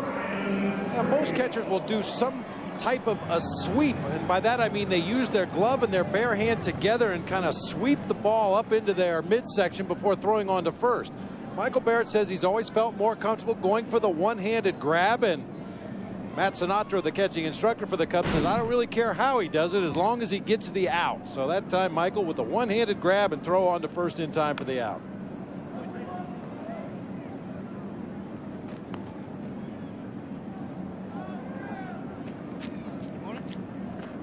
Friel with the headgear underneath the helmet to try to stay warm. Tying run is in scoring position.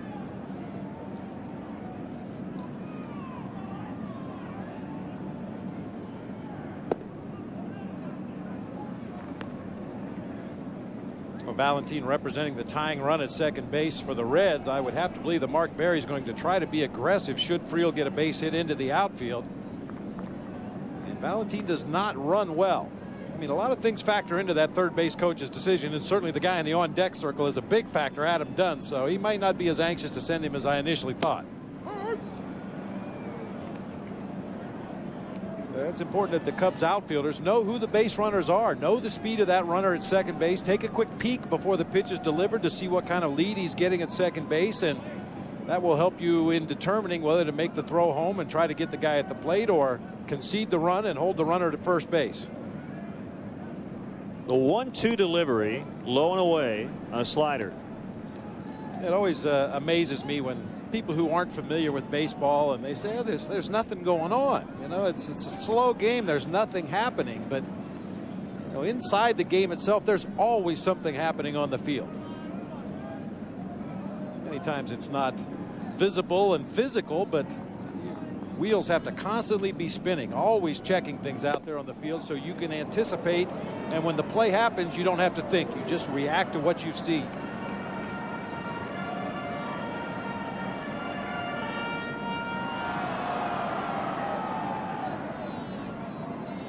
Count at its limit.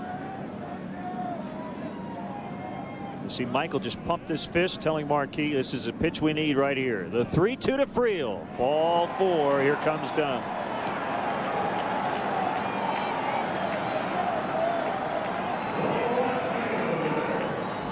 Tonight, 2 of the original 6 face off when the Blackhawks battle the Detroit Red Wings in high definition from the UC. Coverage begins with IPA Blackhawks pregame live. Blackhawks hosting the Red Wings tonight at 7 in HD from the UC right here on Comcast Sportsnet. A big spot. Larry Rothschild chatting with Marquis about how to handle Adam Dunn. Normally the pitching coach is going to go out. It was a special circumstance last night when Lou walked out in the 9th inning. As you said, there was no mechanics debated. It's 30 degrees. You have a 3-run lead, throw a strike, and you have a chance to win the ball game. That's what he imparted to his closer. Among other things. It was a very healthy, positive chat.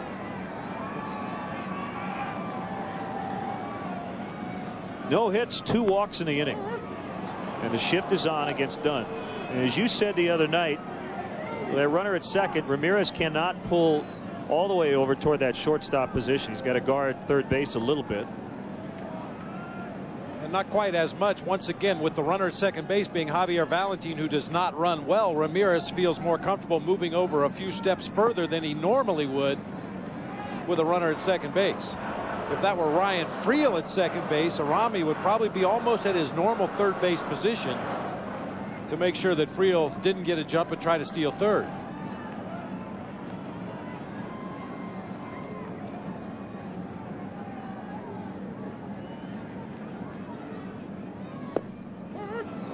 One and 2.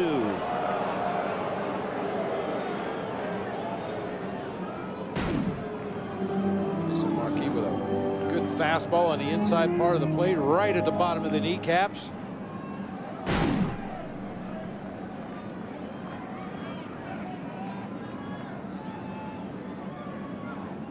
He's looking to come up with a big one here against Dunn.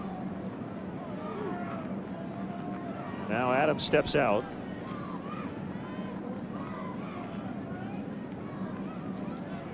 All the hits for the Reds, they have 4 have been singles. They have walked twice in the inning.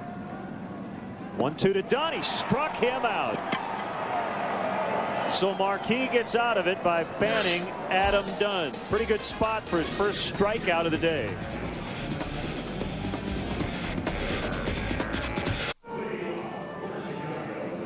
Experience Cubs baseball from the private comfort of the Batter's Eye Lounge in center field. The Batter's Eye Lounge offers a spectacular view and catered service for groups of 75 to 100 people. The Batter's Eye is also available for non-game day functions. To book your date or for more information, call 773-404-CUBS or visit Cubs.com. We can't wait to see beautiful Wrigley Field. The Cubs will have their 92nd home opener on Monday. Long way to go still on this trip. It's only game 3 and the Cubs lead 2-1. And Michael Barrett pops it up. It will land in the mitt of Alex Gonzalez. Well, by far the biggest at bat of this ball game for Jason Marquis and the Cubs came to end that last half inning. By far the Reds' most dangerous pitcher. Let's take a look at Armidas pitch by pitch. Starts him with a changeup for called strike 1. That plants a seed in his mind right away. Misses inside with a fastball, comes back with another fastball, hits his spot. The 1-2 count. A tremendous straight changeup getting Adam Dunn way out in front. Really nice job by Jason Marquis. Good visit by the pitching coach right before that. So it remains 2-1. DeRosa with a nice defensive play in the ballgame last night. Dunn's going to charge. He'll play it on the bounce, and it's a second hit for DeRosa. Mark took that one hopper and got one out. The ballgame kind of got buried after what happened late last night. DeRosa hits it off the end of the bat a little bit. Adam Dunn takes a lot of abuse here at Great American Ballpark for his defensive misadventures out there in left field. Some of the fans questioning him on this ball. I think he did the right thing by holding up and making sure to keep the ball in front. If you make a diving attempt, there's nobody behind you to back that play up. It's at least 2 bases, maybe 3 for Mark DeRosa. That was a ball hit by Ryan Friel in the 6th inning. Reds would go on to score 1 run, but DeRosa able to get 1 out on a nifty defensive play. Is Torres with 2 extra base hits. Game-winning RBI as he knocked in the first run last night.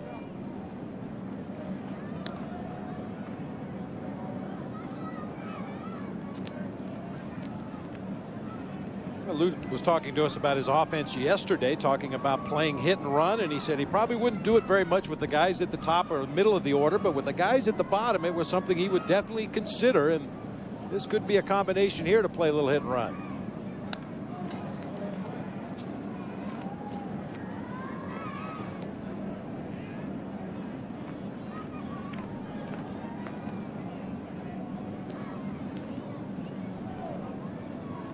Jason Marquis, the pitcher, is on deck wearing the jacket.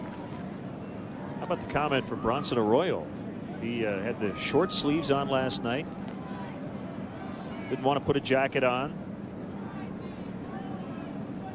Although I did see it on late in the ballgame. He was in the dugout. He had it on just over the right arm. So he was going old school last night.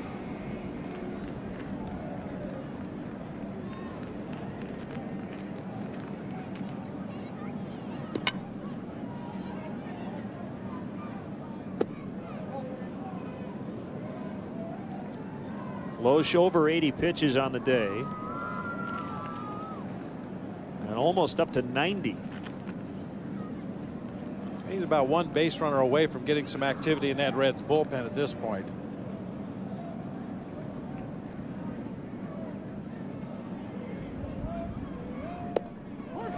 Got him on strike 3 called. It was a fastball.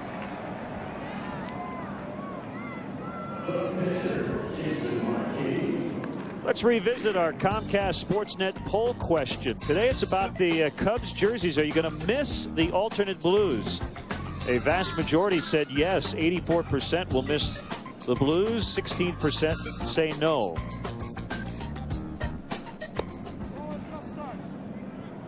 Carlos will miss them. He normally picked the blue jerseys. I didn't really have a problem with the blue jerseys. It just seemed like the Cubs wore them a lot. And I love the home pinstripes, and I like the road grays. One of the oldest franchises in baseball. I kind of like the traditional look.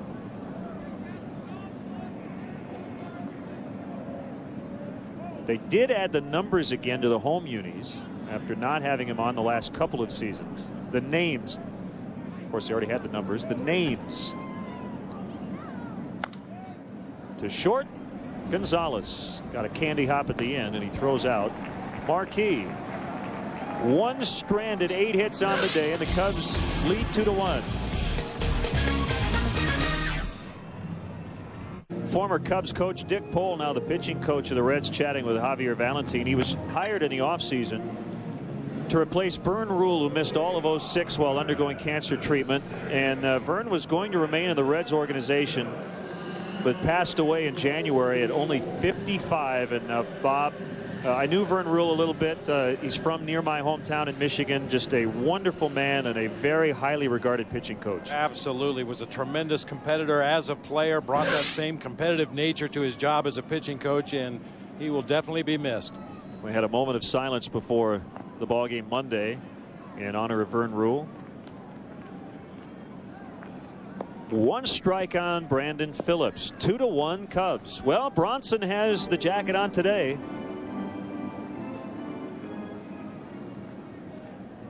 unless that's one of his teammates with a blonde wig on, is Torres.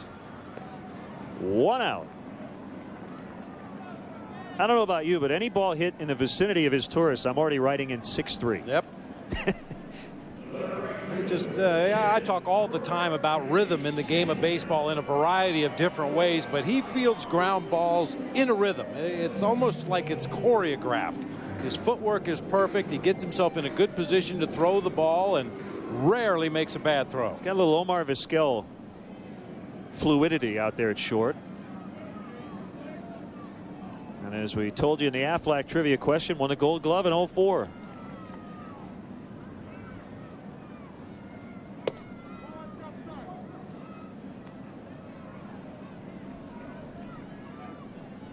It's very, very early, but so far so good on the 2 new starters in the Cubs rotation. The free agent acquisitions, Lilly, and today Marquis. Well, that was an awkward looking hack by Griffey. That's one of those pitches that was so bad that the guy couldn't hit it. Looked like it was a slider that hung up around the letters, just stayed right there in the middle of the plate, and Junior swings late and awkward. Kick and a 1-1. Dropped it in for a strike. That's more what he had in mind. That was another slider that time, dropped it right in there on the outside part of the plate. Jason is 28. Supplemental first-round pick of the Braves in 1996 out of New York City. You talk to him, you'll hear the accent. He'll probably say, "What accent?" You guys have an accent. He's from New York. 2-2. Did he get all of it? No, he didn't. Soriano has it on the track.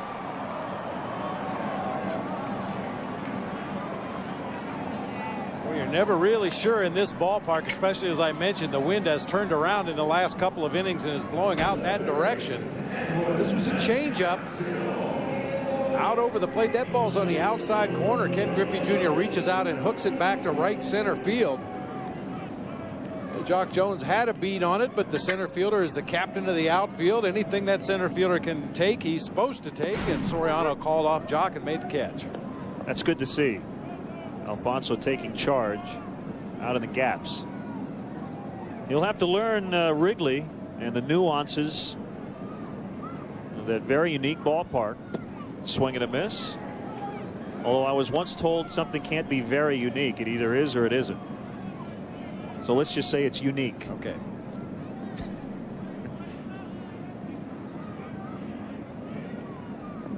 A 2-strike pitch. Hooked foul. Boy, as this game has gone on, Jason Marquis has gone more and more to that straight changeup. It's been a really good pitch for him for a guy who normally throws 75 to 80% two-seam fastballs. To throw that changeup out of the same delivery, it's a very effective pitch. Off the foot of the batter. It went right to Ramirez in fair territory, but the home plate umpire Sam Holbrook made a quick call.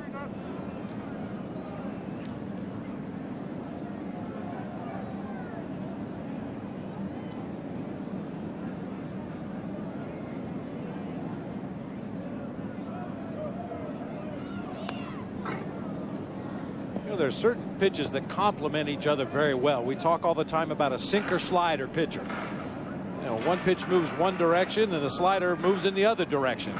Or you hear about a guy who throws a high four-seam fastball and complements it with a big overhand curve. I think the changeup complements anything. If you can throw a good straight changeup with good arm action, it's going to be a good weapon for you as a pitcher. That might have been a splitter from Marquis. It was at 84.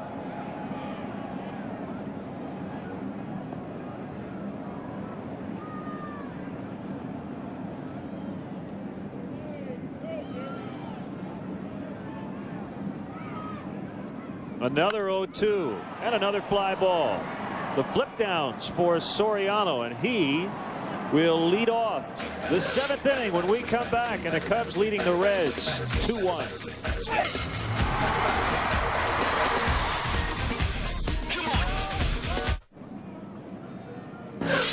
Len and Bob and our Comcast Sportsnet crew from chilly Great American Ballpark. Speaking of chili, did you have any, what is it, Skyline? That's the famous chili here. Skyline and Gold Star, two of the famous chilies here in Cincinnati, and I didn't get any this time. We only had 8 off nights here in Cincinnati. We've been here a while. Got in late Saturday night. Off day Sunday, off day Tuesday. Bags are packed and on to Milwaukee after the ball game today. If we were here any longer, we'd have to declare residency. Boy, 5 days in one town. That's a long time. 0-2 to Soriano. Ground ball through the hole and a base hit. His first of the day.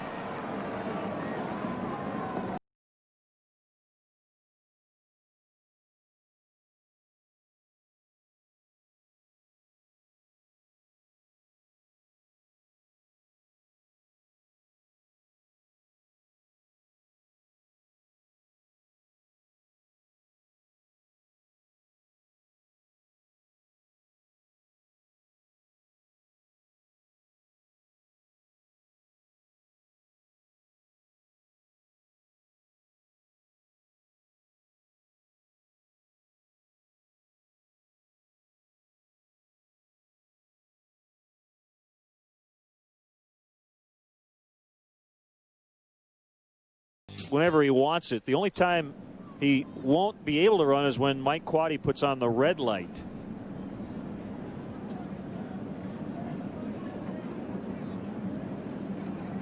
Not running, shuffling off first, and Merton sprays it foul. Well, this may be what Matt Merton needs to get untracked here. We've talked repeatedly last season and again early this spring about his ability to hit that ball the other way. He's got that huge hole on the right side of the infield with Hatteberg holding on Soriano, and at least on that first pitch it looked like Matt Merton was trying to take a shot to that right side.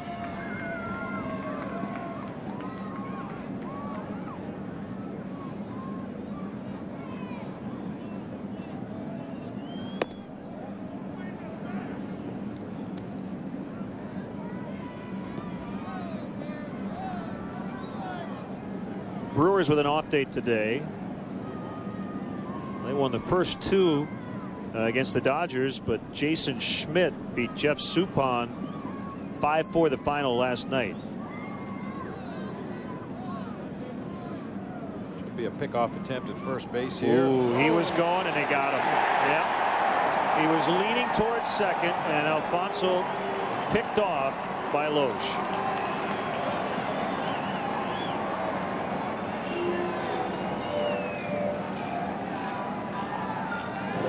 That's going to happen occasionally to the good base stealers. You want them to think aggressively, but that time not so sure about that tag there at the end of the play. Soriano just gets caught leaning out there into no man's land. It looked like he might have had the hand back on the bag before the tag. And now Merton loses that hole in the right side of the infield. I was about to say, though, good base stealers, you want them to think aggressively. You want them to be out there on that front foot, ready to cross over and attempt to steal that base, and occasionally they're going to be caught by surprise over there.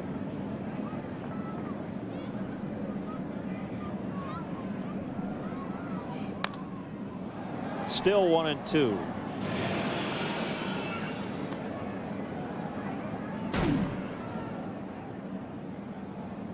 You see Javier Valentin looking to the bench for the sign, and he'll hang down the Texas hook 'em horn sign, the index finger and the little finger, and then just to reinforce, he points the little finger toward first base.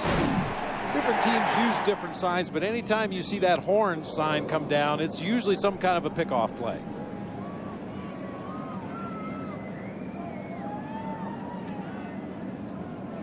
So it hasn't gone all that well for the Cubs on the bases.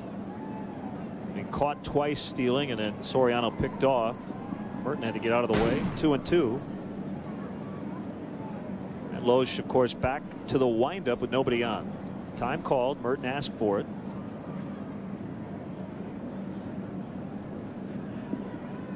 A tight one today. Buried in the dirt, and it's full.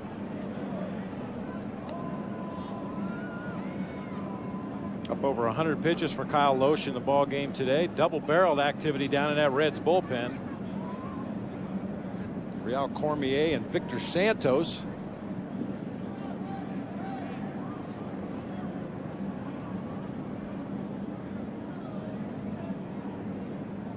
Matt swings, and there's a base hit.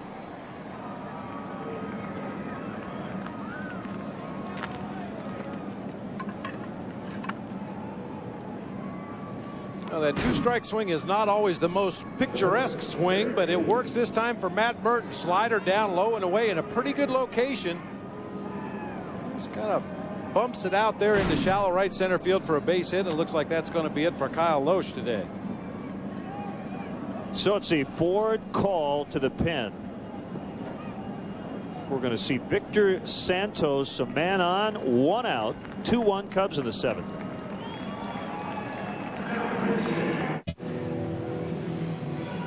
Here's today's Coors Light Cold Blast email. With cold weather, how much extra time does it take for a reliever to get warm and ready to enter the ball game? Well, obviously, it's very much an individual thing. Some guys can't sit still down in that bullpen anyway, and whether it's cold or hot doesn't make any difference to them. They tend to jump up and get ready in a hurry. But under these conditions, we always try to call down to the bullpen a little ahead of time, anticipate, especially at this point in the ball game, that starter may start to lose it quickly, and get guys moving around down there, doing some calisthenics, doing a little bit of running, so that when the phone does ring and you get them up in earnest, it doesn't take as long to get ready. If you'd like to email us, you can send your questions and comments to Len and Bob at ComcastSportsNet.com. Terrio, the pinch runner for Merton, and will likely stay in and play left. Breaking ball low. Santos worked last night, recorded 2 outs in the 9th inning.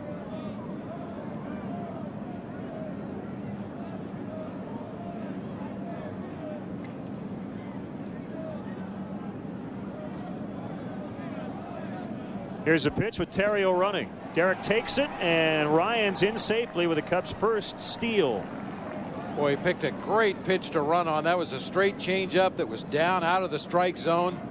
Valentin tried to make the backhanded swipe and throw all in one motion, just couldn't come up with the ball. I don't believe they would have had a chance to get Terrio anyway. You know, ideally as a base stealer, you pick a breaking ball or a straight changeup, something that's off speed and takes a little bit longer to get to the plate.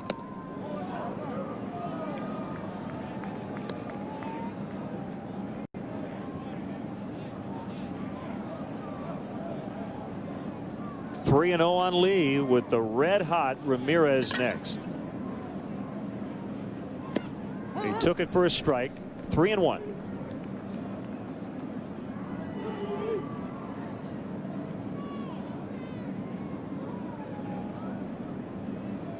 Two hits in the inning. Soriano picked off. Merton removed for a pinch runner, and Terrio just stole second. Ground ball to third. Terrio caught up. Encarnacion applied the tag, and Terrio would have been out of the baseline anyway, so they get the lead runner. Now Ryan Terrio is wisely going down the steps at the far end of the third base dugout. That is a fundamental mistake that will probably not be tolerated well by Lou and his coaches. A ground ball hit in front of you, you've got nowhere to go. And Terrio gets out there in no man's land, realizes he's either going to get caught in a rundown or just try to get around the tag and get into third base, but Encarnacion closes the ground, makes Terrio go out of the baseline, and that's why he's called out on that play.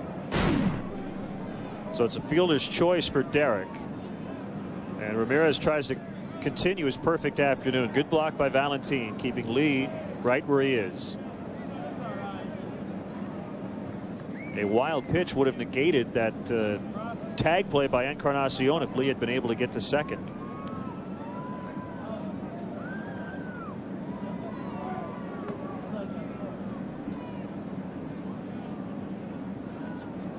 Nine hits for the Cubs. The Reds have but 4 after garnering only 3 last night. So the base runners for Cincinnati have been few and far between. The Cubs have had many more chances. They have stranded at least 1 in every inning today.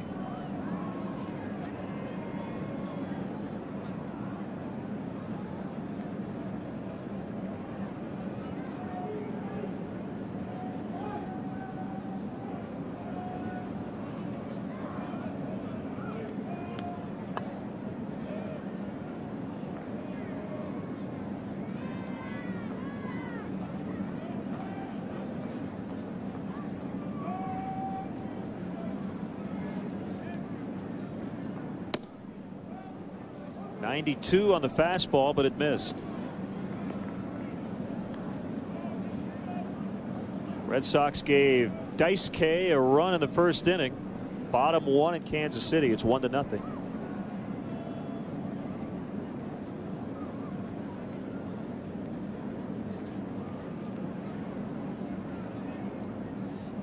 Swing and a miss.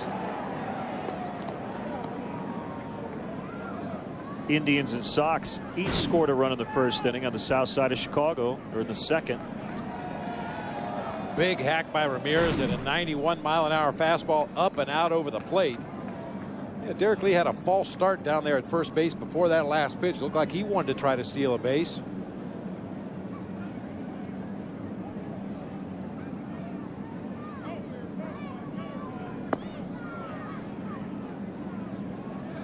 Boy, Ramirez is seeing that ball so quickly out of the pitcher's hand, just reacting to what he sees.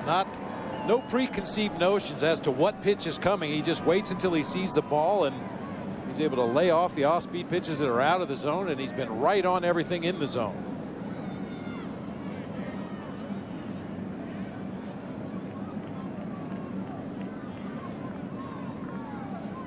Loesch began the inning. And after giving up a couple of singles, removed for Santos, is trying to get out of it. 3-2 with Derek Lee running. Right to the shortstop, Gonzalez. Very sure-handed, and he makes the play. 7th inning stretch time. Let the good time.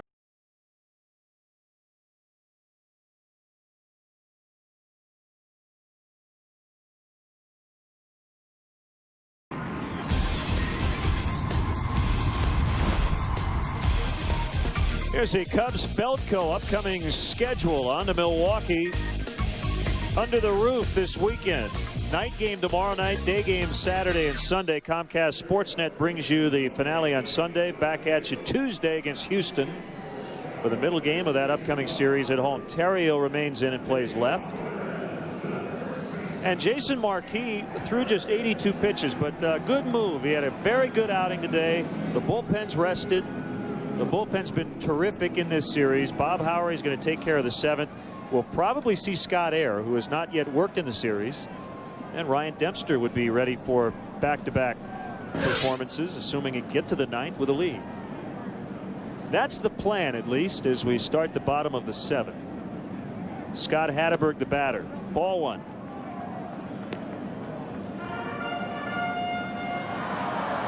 Marquis gave up 4 hits, Bob. They were all singles.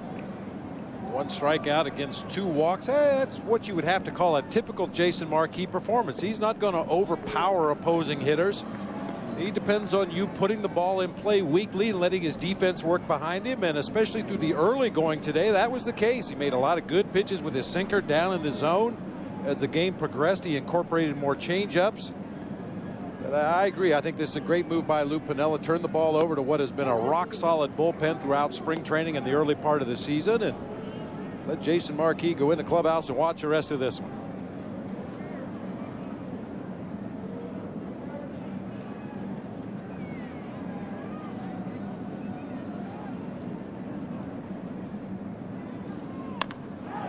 Past Lee. Jones on the move. Good play by Jock. Kept Hatteberg to a single.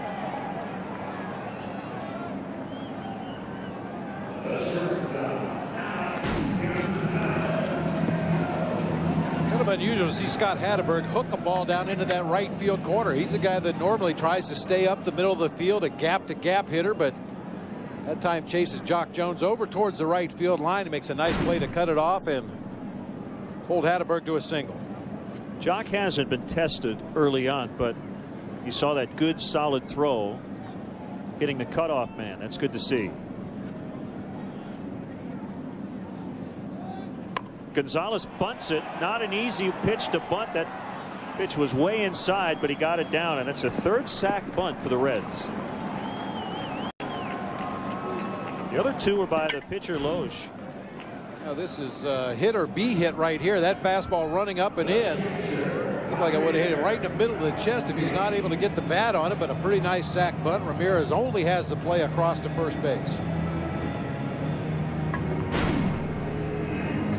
And normally here at the bottom of the order early in the ball game, you probably wouldn't see Gonzalez sacrifice bunting, but with that pitcher spot due up after Javier Valentin, you'll see a pinch hitter in that spot. So Jerry Narron chooses to use his shortstop to put down the sac bunt.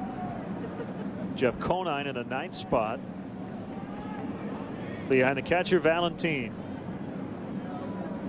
So the Reds have a couple of cracks at tying this one up with a runner at second and only one away. DeRosa throws out Valentin, who broke his bat. 2 gone.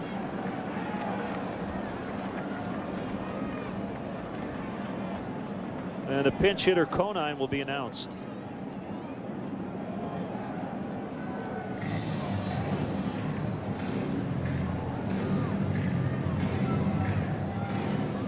Conine went 0 for 4, getting the start at first last night. And career .270 pinch hitter with 4 home runs.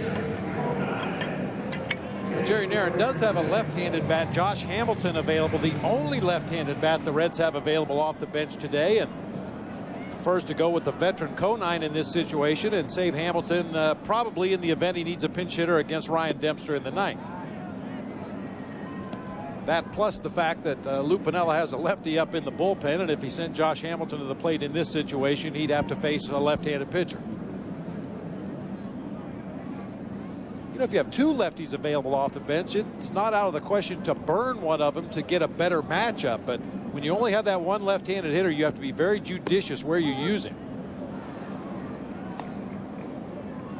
Conine 1 for 5 against Howery in his career.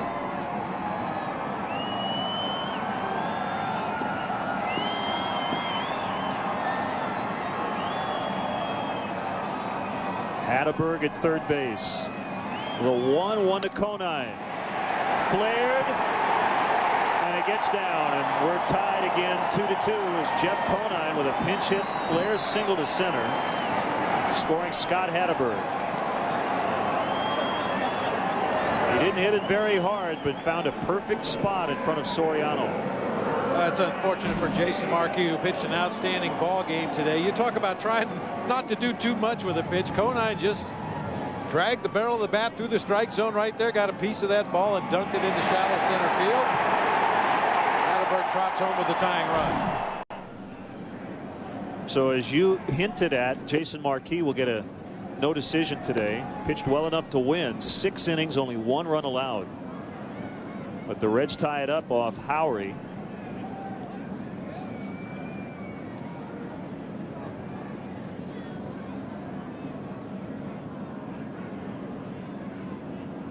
And Bob's 1-0 to Friel is away 2-0. Will Oman was loosening and is still throwing and might be ready for Adam Dunn if Friel gets on.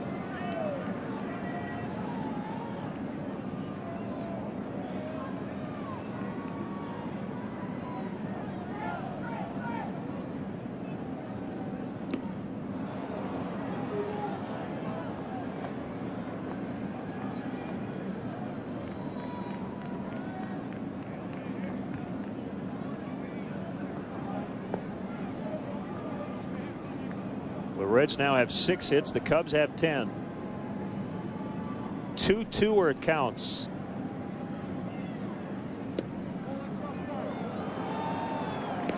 Boy, Howery not missing by much. His trademark pitch, that fastball on the outside corner, just a bit too far outside that time.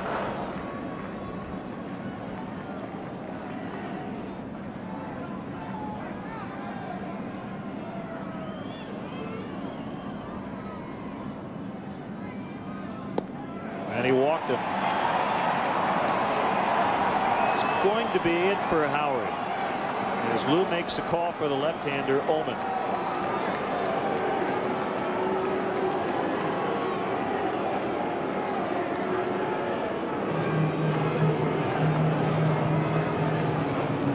So the Reds get the tying run in this inning, and they still have it going with 2 men on and 2 down. It's the Ford call to the pen. Oman gets ready when we come back.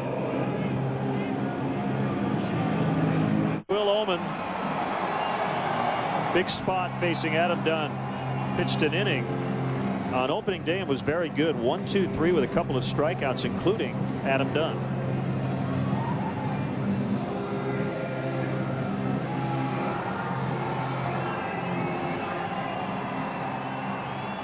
Dunn 1 for 9 with 3 walks and 5 Ks against the Cubs lefty. First and second. It's 2-2. The Cubs haven't trailed today. The Reds have just tied it. The first pitch. Slider low and outside.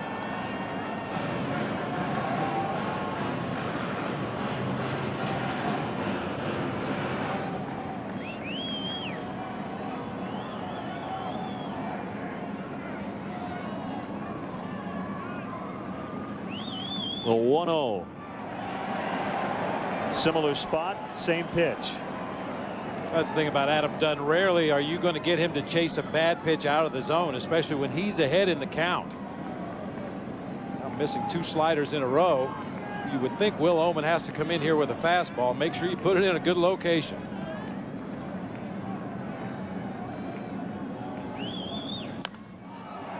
That's foul. That was another slider, a 2-0 slider from Will Omen. Got Dunn out in front. He hooked and fouled down the first baseline harmlessly. I still don't think the Cubs have come in enough on Adam Dunn in this series. Look at the great extension that he gets. He can cover that outside corner of the plate, even off the plate away, with those long arms and that long bat. Haven't seen enough pitches off the plate inside to keep him honest. Gets by Michael. Both runners move up. Not as big a deal with 2 outs, but now Will can't do that again. It's 3-1 on Dunn. It's a wild pitch. Well, unfortunately, we saw Will Omen uncork a few of those in warm-ups when he came in from the bullpen. I don't know whether he's not comfortable out there on the mound or is having trouble with the feel for the ball in the cold weather today, but that was well wide of the mark.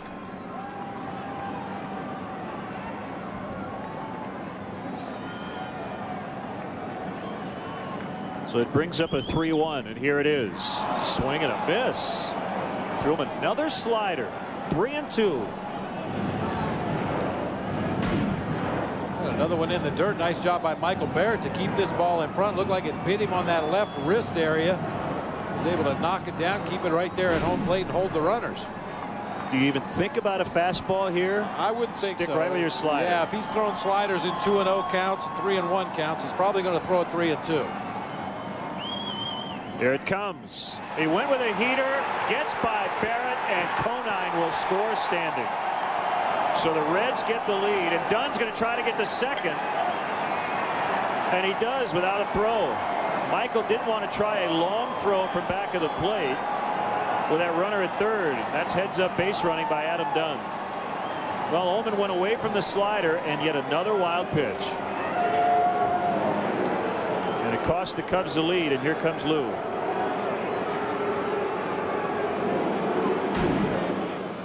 Well, he does go to the fastball here. Michael almost looked like he was crossed up by that pitch, and that is a great heads-up play by Adam Dunn. That is a long throw from back there at the backstop to second base, and if you risk that throw, there's no cutoff man, so the ball would have to go all the way from the backstop to second base, possibly allowing Friel to come on home if you risk that throw.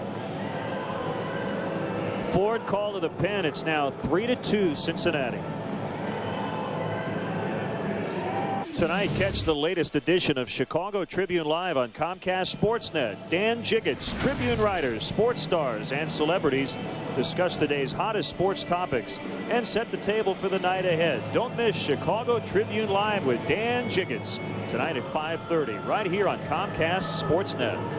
Well, after 5 consecutive sliders to run the count to full, Will Omen comes back with the fastball on the full count.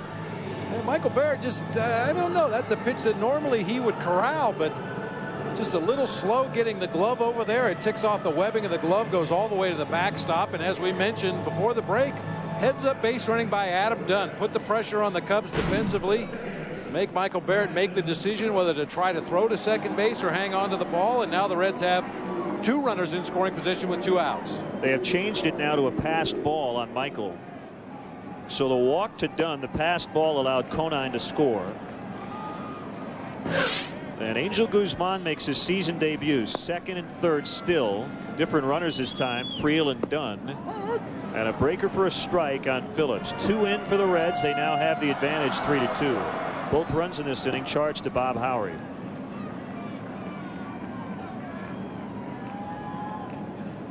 Angel from the wind. Front door breaker. Did not catch the inner half. 1-1. And Ryan Friel trying to creep down that third baseline. Angel Guzman pitching out of the windup, which obviously is going to take a lot longer to get that ball to home plate than if he were pitching out of the stretch. Phillips lines to left. Terrio comes in and records the out. 2 hits, 2 walks, a pass ball, 2 runs, 2 left. It's now 3-2 Reds.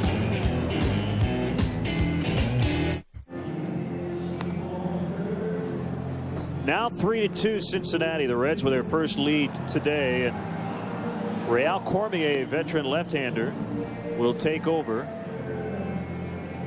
Jock Jones due up first for the Cubs. Our condolences go out to the family of former pro wide receiver Darryl Stingley. Was a quadriplegic. Everyone remembers back in the late 70s, 1978, a vicious hit by Raiders defensive back Jack Tatum. And Stingley passed away this morning at age 55. He grew up in Chicago and was a star at John Marshall High School, where he was a great running back. So again, our sympathies go out to the family of Darryl Stingley. So lefty against lefty, and the Cubs going to have to score some runs here late with only 6 outs to go. Well, certainly we know the Cubs offense is capable of an outburst. Saw plenty of it in spring training, and just the track record of the offensive players in this Cubs lineup tells you what they're capable of doing, but they're going to have to do it in a hurry.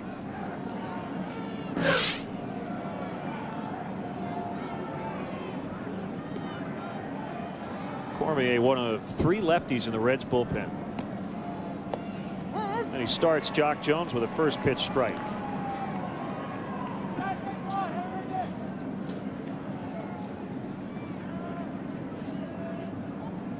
Cormier later this month will turn 40 on the 23rd. Fly ball deep to left. Dunn over toward the corner, and he makes a running catch.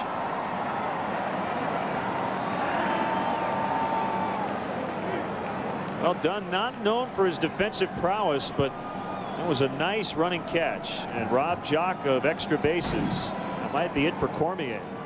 That's another ball that I thought had a chance to get out of here when it left the bat. We know what kind of opposite field power Jock Jones has, but Dunn stays with it, makes the catch about 3 steps before crashing into the wall over there in foul territory. So that's it for Cormier. Time for the Ford call to the pen. Kirk Saarloos coming in. After the game, stick around for Cubs post-game live. Get highlights of all the action and analysis from Dan Plesac. Don't miss Cubs post-game live from Great American Ballpark with Gail and Dan immediately following the game right here on Comcast Sportsnet. Jeff Nelson producing the pre- and post-game shows today. Kirk Saarloos is on and faces Michael Barrett. Nobody on. This will be a good time for Michael's first hit.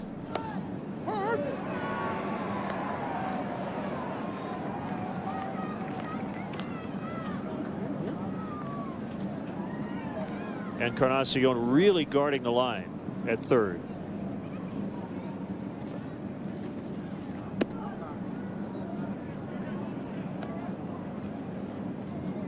Saarloos was acquired from Oakland on January 22nd, along with a player to be named in exchange for right-hander David Schaefer and a player to be named.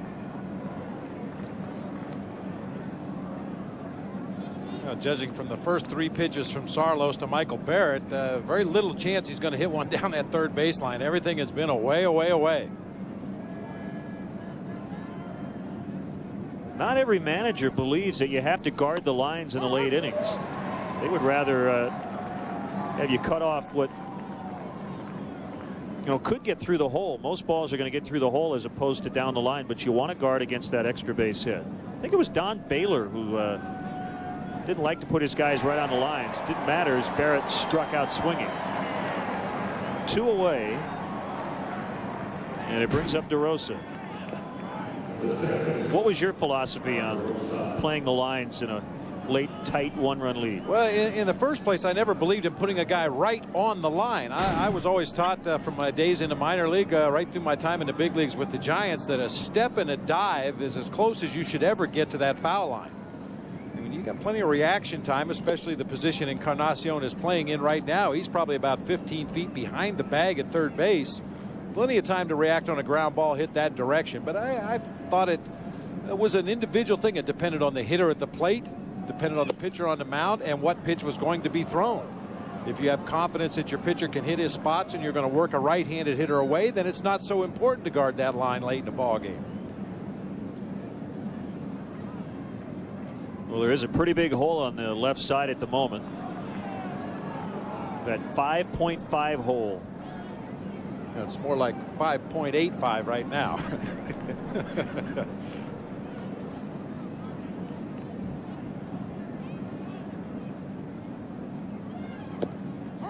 Three and one.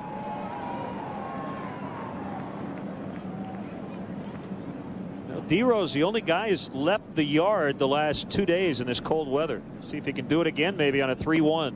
He took it for ball 4.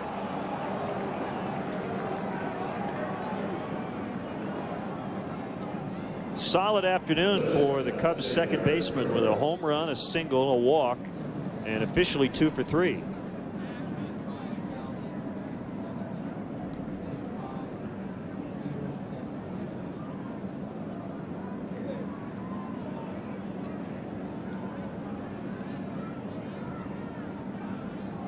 His Torres is 2 for 3. And he sends Dunn, now coming in off the glove. DeRosa stops at third. Dunn went back a little bit, then came in, and it clanked off the glove. So the inning is still alive. The ball wasn't hit particularly hard, slicing away. Wind may have knocked it down a little bit. Always an adventure with the big guy out there in left field. This hits off the little finger of the glove, heads over toward foul territory. Spike the throw back into the infield as well. Mike Quade had no way of knowing that Dunn was going to spike that ball into the grass. Had to hold DeRosa at third base. Another pitching change coming. It's a 2-base error by Dunn.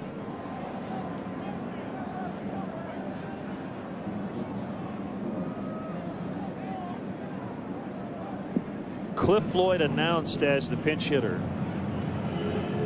And Aaron grabs a baseball yet again in this inning. Another forward call to the pen. Don't go anywhere. The chess match has begun. Cliff Floyd was going to pinch hit with the right-hander Sarlos, but then Jerry Narron went with Mike Stanton. So the Cubs burn a pinch hitter. They still have Darrell Ward available. It's going to be Ronnie Cedeno to bat against Stanton with runners at second and third. And we talked about it earlier with Jerry Narron having one left-handed hitter available off the bench. You have to be very careful where you use him. And in this instance, Lou sent Cliff Floyd up to the plate when Jerry Narron made the change to the left-handed pitcher. He decided to pull him back, knowing full well he had Darrell Ward available for any other pinch hit opportunities that may come up the rest of the game. And Ronnie Cedeno is going to take the at-bat with runners at second and third and 2 outs here in the 8th. Well, he had a terrific spring and made the ball club. He was a long shot to make the team going into spring training, but that's why he made it. He was very patient at the plate, tied for the team high with 11 walks. He's trying to come up with a big knock to either tie it or give the Cubs the lead once again. They trail 3-2. No hits in the inning, a walk and an error. Both with 2 down. Ronnie in his young career 4 for 15 as a pinch hitter off the bench.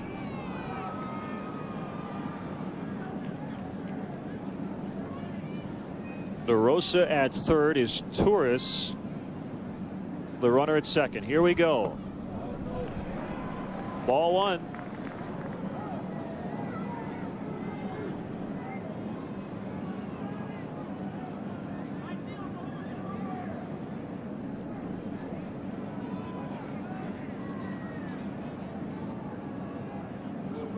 Long look by the veteran southpaw. The kick and the 1-0 pitch to Cedeno. Outside.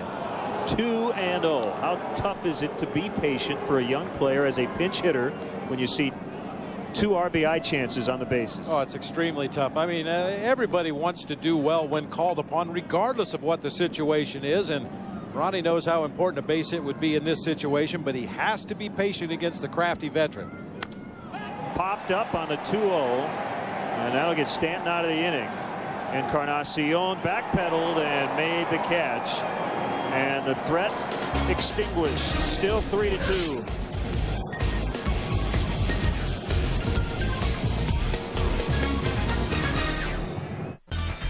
Time now for a Cadillac Sports Update. Hello again, everyone. More Cubs baseball in just a moment. But first, a look at what we'll have for you later today here on Comcast Sportsnet.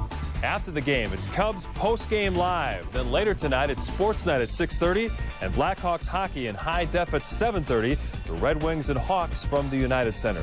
That's all coming up later. But now let's get you back to Cincinnati with Len and Bob.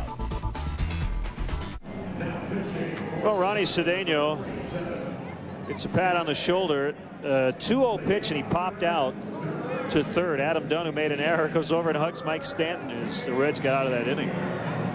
That's why it's a team game. You pick each other up. Adam Dunn with a horrific error out in left field to open the doors, but Mike Stanton comes in and gets a big out, and nobody appreciated it more than Adam Dunn. Scott Air looking for a better result against Ken Griffey Jr. than he had late last year. On September 25th, Griffey was called on to be a pinch hitter in the 8th inning. For his first at bat in 3 weeks, he had been out with a toe injury, cranked a 3-run homer off air that ended up being the game winner. Different spot here with the Reds already up 3-2. 1 ball, no strikes on him.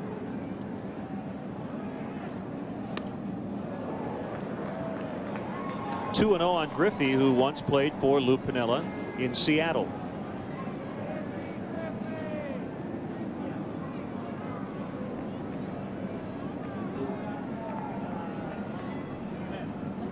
One of the 2 runs charged to Bob Howery in the 7th inning was unearned because of the passed ball on Michael Barrett.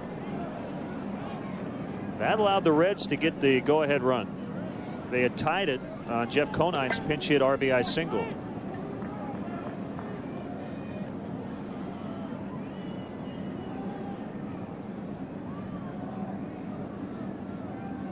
The kick and the 2-1 from Scott outside, 3-1.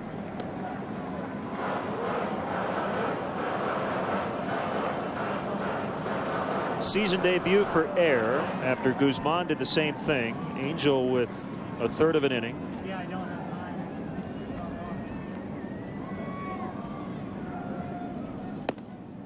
That's a strike. Full count. And the runs allowed in the 7th, the first runs given up by the Cubs bullpen.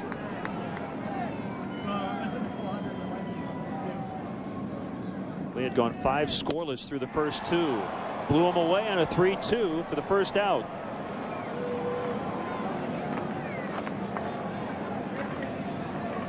Only the 2nd strikeout for the Cubs pitching staff. Marquis had the other. Boy, he did blow it right by him. Junior with a very late swing that time. The ball is nearly in the mid of Michael Barrett before Junior got the bat into the hitting zone.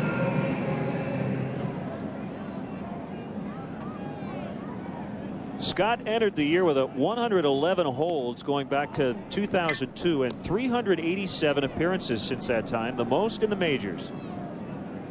His inherited run scored percentage of just under 19%, also #1 over that time period. Those are good numbers for a setup guy like Scott Air.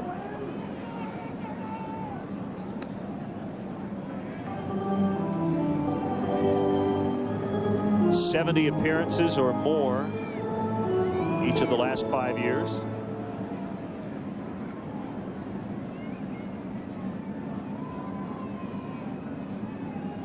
And he's in the middle year of a 3-year contract.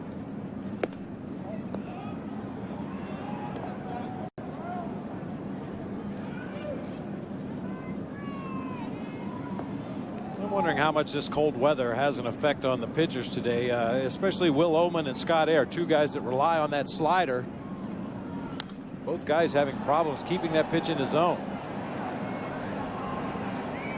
Not so much of a factor for a guy like Bob Howry, who comes in and just pounds that outside corner with heaters. Yeah, we'll mix in an occasional slider, but when you rely on that breaking ball, if you don't have a good feel for the pitch, and you'll hear pitchers talk a lot on cold days about the ball being slick. They just can't really get a good feel for it, can't get the rotation they need to throw that pitch with consistency.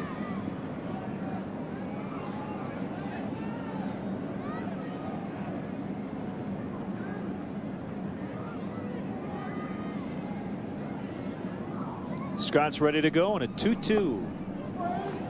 Back-to-back full counts. He went 3-2 on Griffey and struck him out swinging.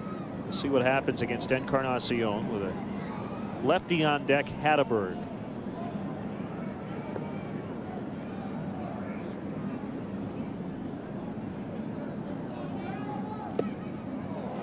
There's a walk.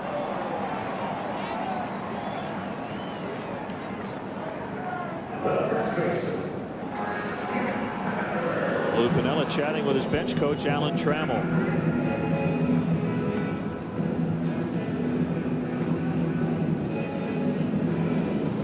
Well, there hasn't been much margin for error today in a very close ball game. No team has had a lead of more than 1 run.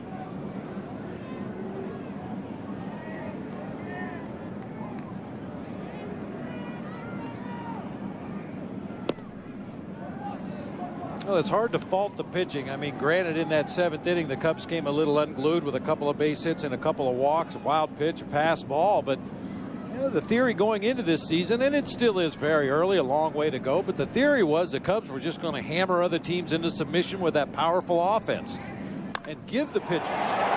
Deep to right, Jones is back. He's going to leap, but it's way out. Scott Hatteberg adds some insurance with a 2-run homer to make it 5-2.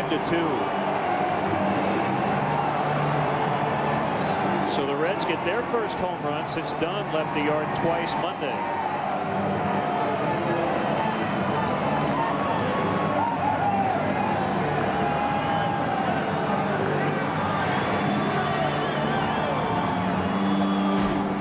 I've seen Scott Hatteberg pull the ball more in this game than he normally would throughout the course of an entire series, but had a pitch on the inner half of the plate up above the belt. He's got the bat head on it and rode it right out of here to right field.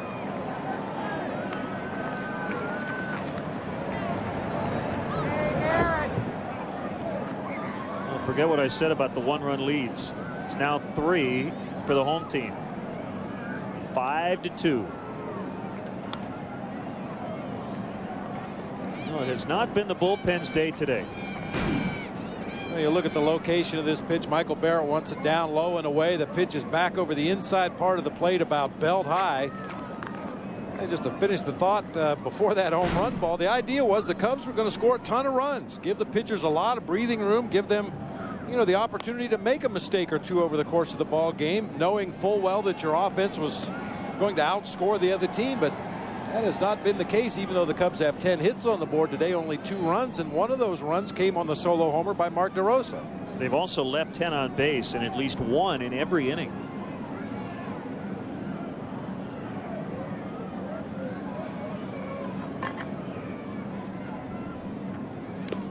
Foul tipped, and Michael held on for a strikeout.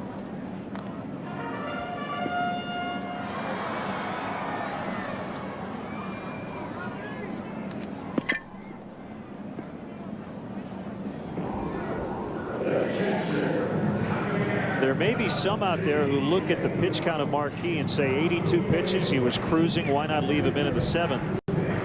But I don't agree with that second guess, because this is the strength of this ball club, the bullpen, and there will be days when they give up runs. But if you can go Howry in the 7th, you might use an Oman against a lefty, Air in the 8th, Dempster in the 9th. That's set up exactly how Lou and Larry wanted it today. It just hasn't worked out today. just hasn't worked today. And I agree with you about Jason Marquis. You look at a lot of his outs in the early part of the ball game came on ground balls, which is what you expect when Jason Marquis takes the mound. But as the game progressed, more and more of the outs came on fly balls to the outfield. And that's usually an indication that he's getting some balls up in the zone. I think he pitched an outstanding ball game today, but I cannot argue with the decision to take him out and turn the ball over to what has been a very solid bullpen. Valentin finds some open space. Jones hustling. He falls down. He gets up, but it'll be too late. Valentin with a stand-up double.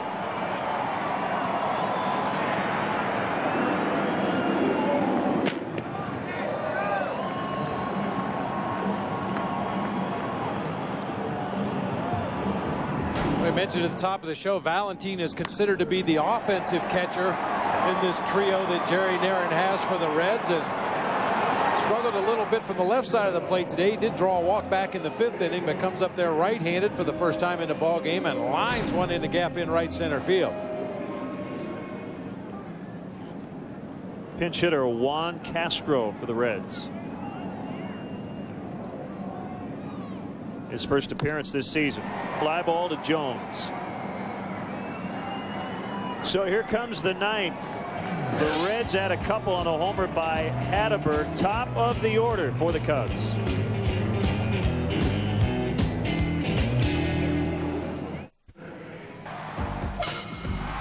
Here's today's Nissan drive of the game. Scott Hatteberg with a 2-run homer off Scott Air, adding some insurance for the Reds today. 5-2 as we get to the 9th, but it is the top of the order for the Cubs. Soriano, Terrio, and Lee, as Juan Castro stays in and plays 3rd for Encarnacion. Also a new catcher, Chad Moeller, and he'll work with David Weathers. Stormy weather. 6 starts against the Cubs in his career, a 5-8 record. Of course, he's pitched out of the bullpen for the most part over the last number of years of his career. Not too many surprises here. This is a sinker slider pitcher. He's going to work both sides of the plate. Try to keep the ball down.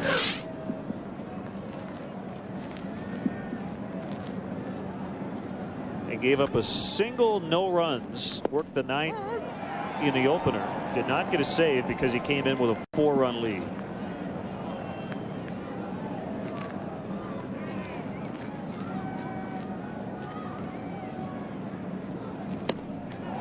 Home run swing.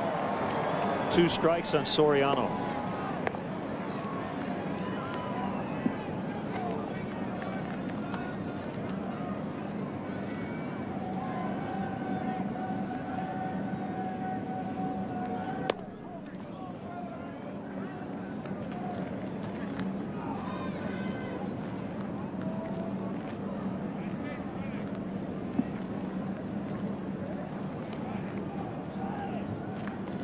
One ball, 2 strikes on the Cubs leadoff hitter, and a 1-2 and check swing, strike 3. Wendelstedt the call. Alfonso didn't like it. Well, unfortunately, when you face a guy like David Weathers, one of the things you tell yourself as a hitter is make him get the ball up. And you see that pitch up there above the letters, and it's hard to stop that big old bat once he gets it started.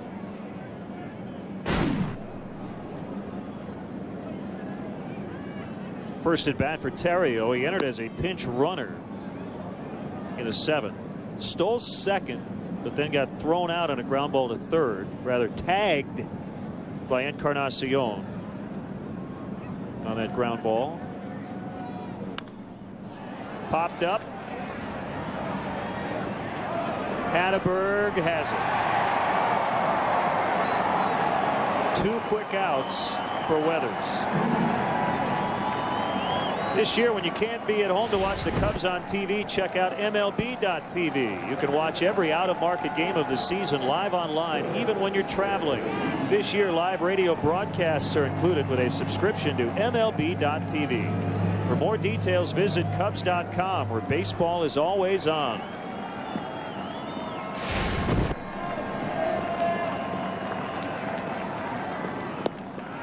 A strike on Lee.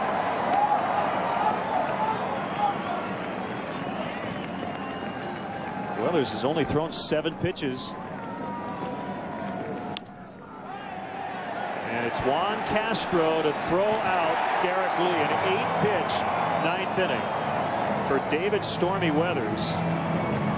And he gets the save against his former club. The Reds come from behind and beat the Cubs today 5-2 to win this series 2-1. So it's on to Milwaukee now. Tough day for the bullpen today, Bob. Yeah, it was a tough day for the bullpen. A couple of base running mistakes by the Cubs, and it all adds up to a really, really tough loss after a solid starting performance by Jason Markey in this ballgame. Today's Hyundai player of the game, the Reds first baseman Scott Hatteberg, a couple of hits, including that 2-run homer that put it out of reach in the 8th inning.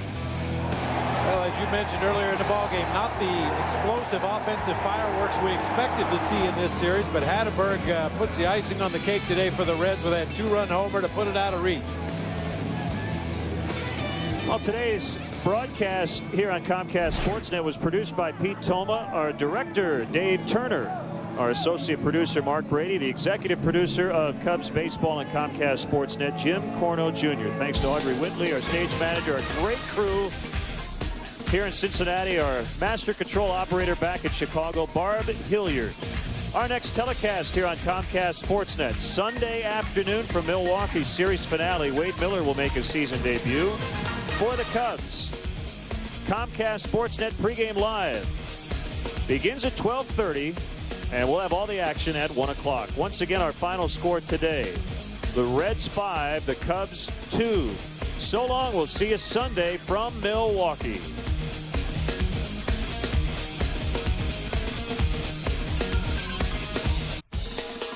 Cubs baseball on Comcast Sportsnet has been brought to you in part by Nissan, who invites you to shift the way you move through the world.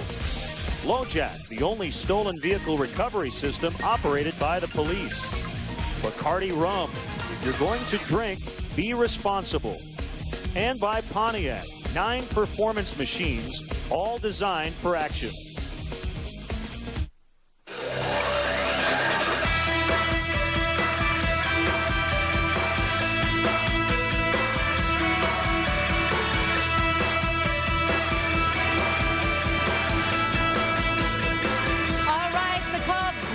Series finale to the Reds. 5-2 is the final from Great American Ballpark here in Cincinnati.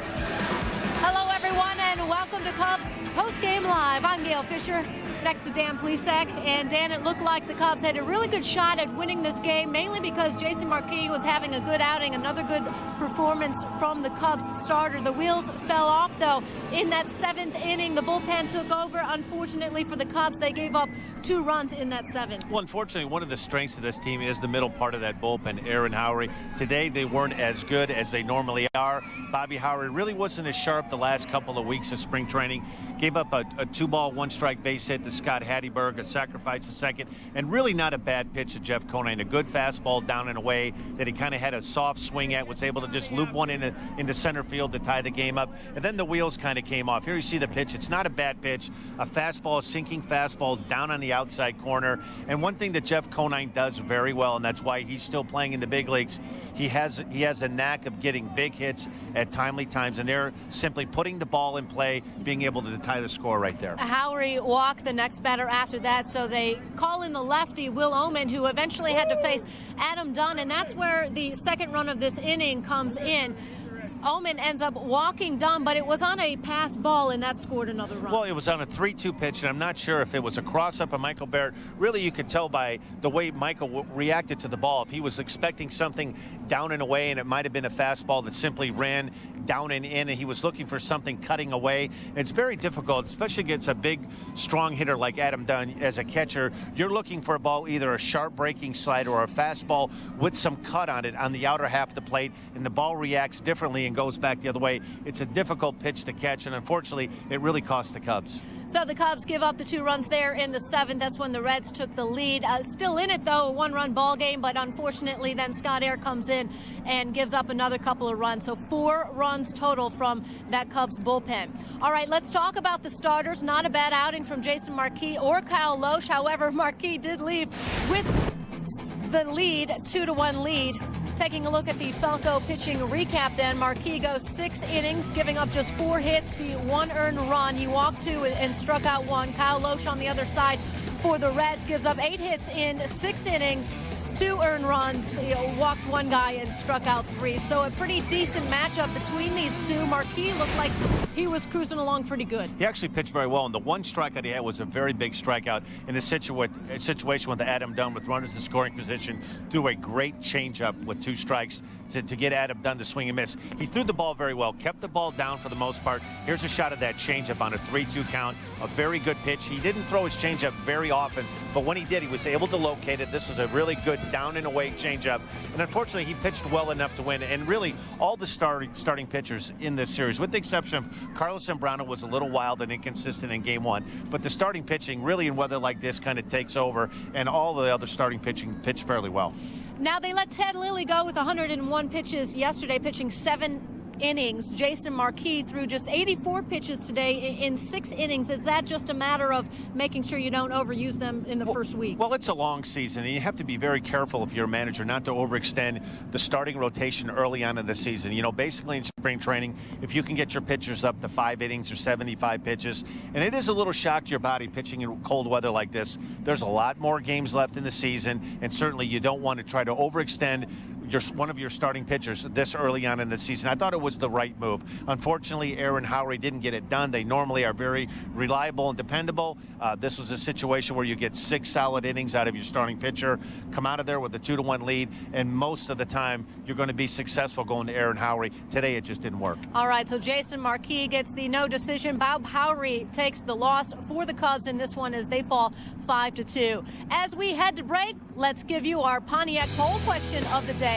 Are you going to Milwaukee for a Cubs-Brewers game this weekend? A lot of Cubs fans made the trip here to Cincinnati. That's not a bad trip up I-94 to Milwaukee. I'm assuming there's going to be quite a few Cub fans up there this weekend. And don't worry about the cold. They've got a dome, Dan. So if you want to make that trip to Milwaukee, you should stay warm. Log on to our website at ComcastSportsNet.com. Give us your answer. We'll have the results later in the show. Don't go away. Dan and I will be back right after this.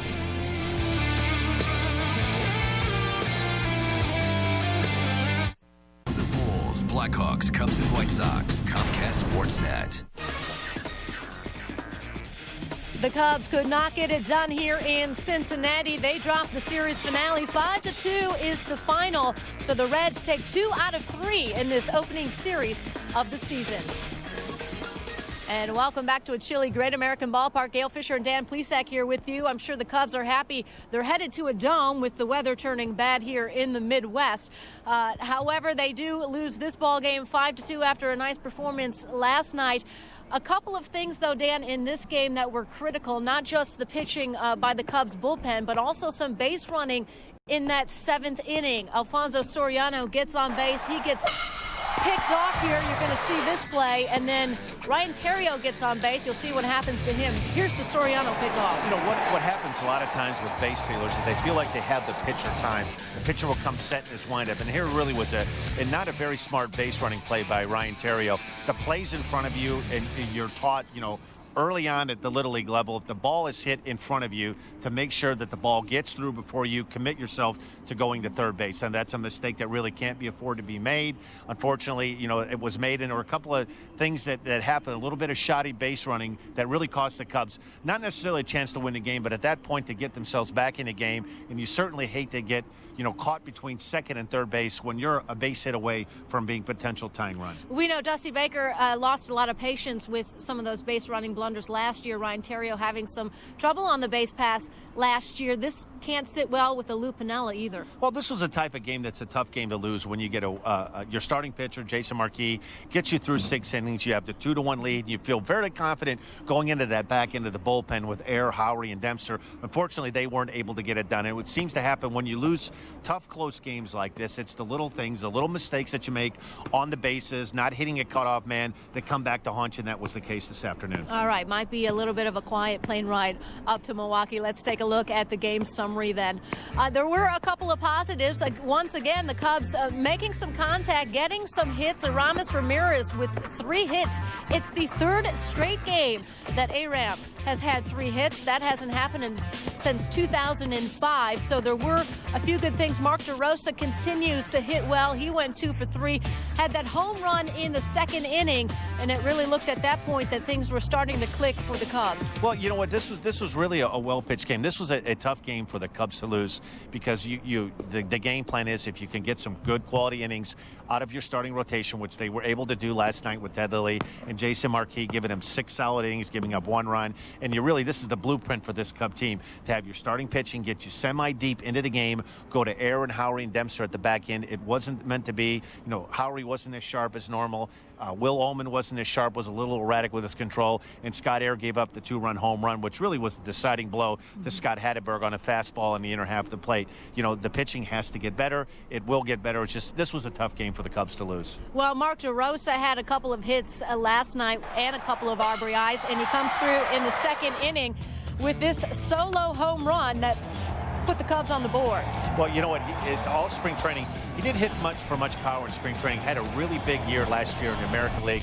And coming over to the Cubs team, I know a lot is expected of him. He's going to play all over the field, a little bit of second base, probably spell Aramis Ramirez at third base when he needs to get a little break and play a little bit of outfield. Very versatile player, and it's nice to see him swinging a good bat right now. And speaking of Aramis Ramirez, it's no secret that Ramirez tends to get off to a slow start in this cold weather. He doesn't like the cold too well, but he's been doing well this week. 3 straight games, Dan, with 3 hits. And one of the things that has been very impressive this 3-game series in Cincinnati, he's taking the ball on the outer half of the plate and driving the ball to right field. He's using the entire field.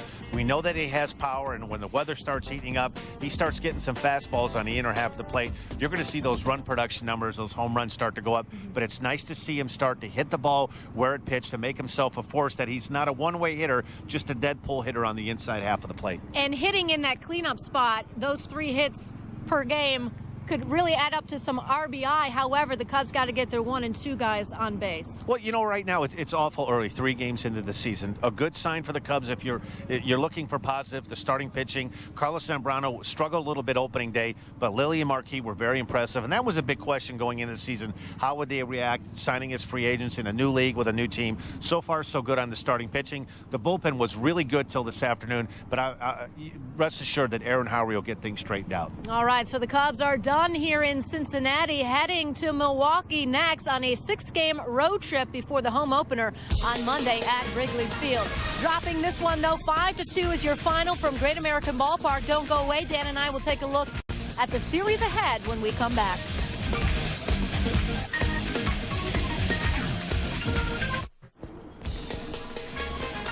Welcome back. Earlier in the show, we asked you our Pontiac poll question. Are you going to Milwaukee for a Cubs-Brewers game anytime this weekend? 72% of you said, oh, yeah, we're going up I-94 to watch the Cubs and Brewers go at it. I know Milwaukee is one of Dan's favorite places. You're a hero up there.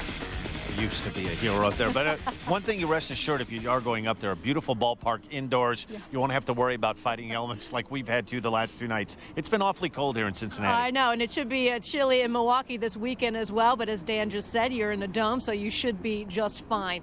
All right, the Cubs with plenty of chances to win this ball game, not only because of the good pitching by Jason Marquis, but the hitting was there, and they had opportunities late in the game. Let's take a look at one of those in the 8th inning, Dan. It looks like the Cubs are going to get something going here as Mark DeRosa takes a walk, and then Cesar Izturis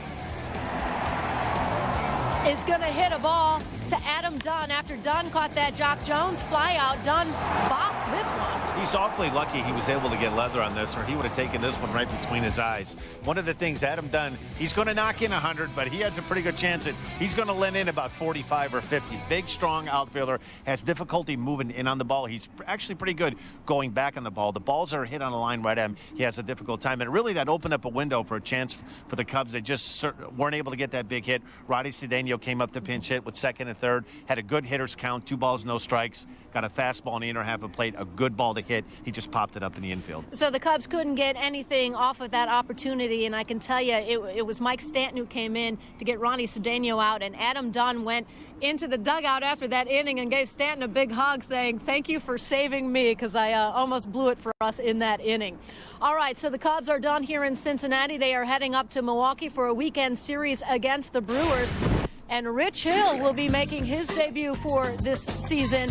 He's going to face Dave Bush in the series opener at Miller Park. Then you're going to see Carlos Zambrano in his second game of the season on Saturday. And then you'll get your very first look at Wade Miller as he will pitch on Sunday.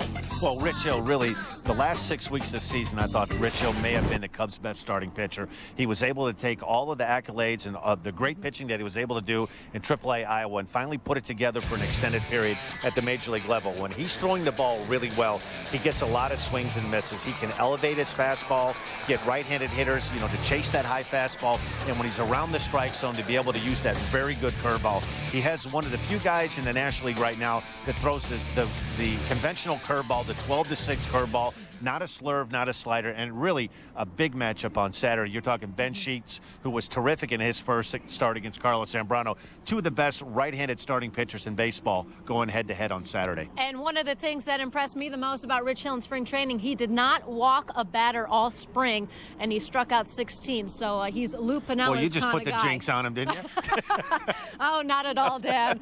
All right, the Cubs drop this one. 5-2 is your final as the Reds take 2 of 3 from Chicago in this opening series. The Cubs have 3 in Milwaukee before that home opener at Wrigley Field on Monday afternoon. For Dan Plesac, I'm Gail Fisher. Thanks for watching, everyone.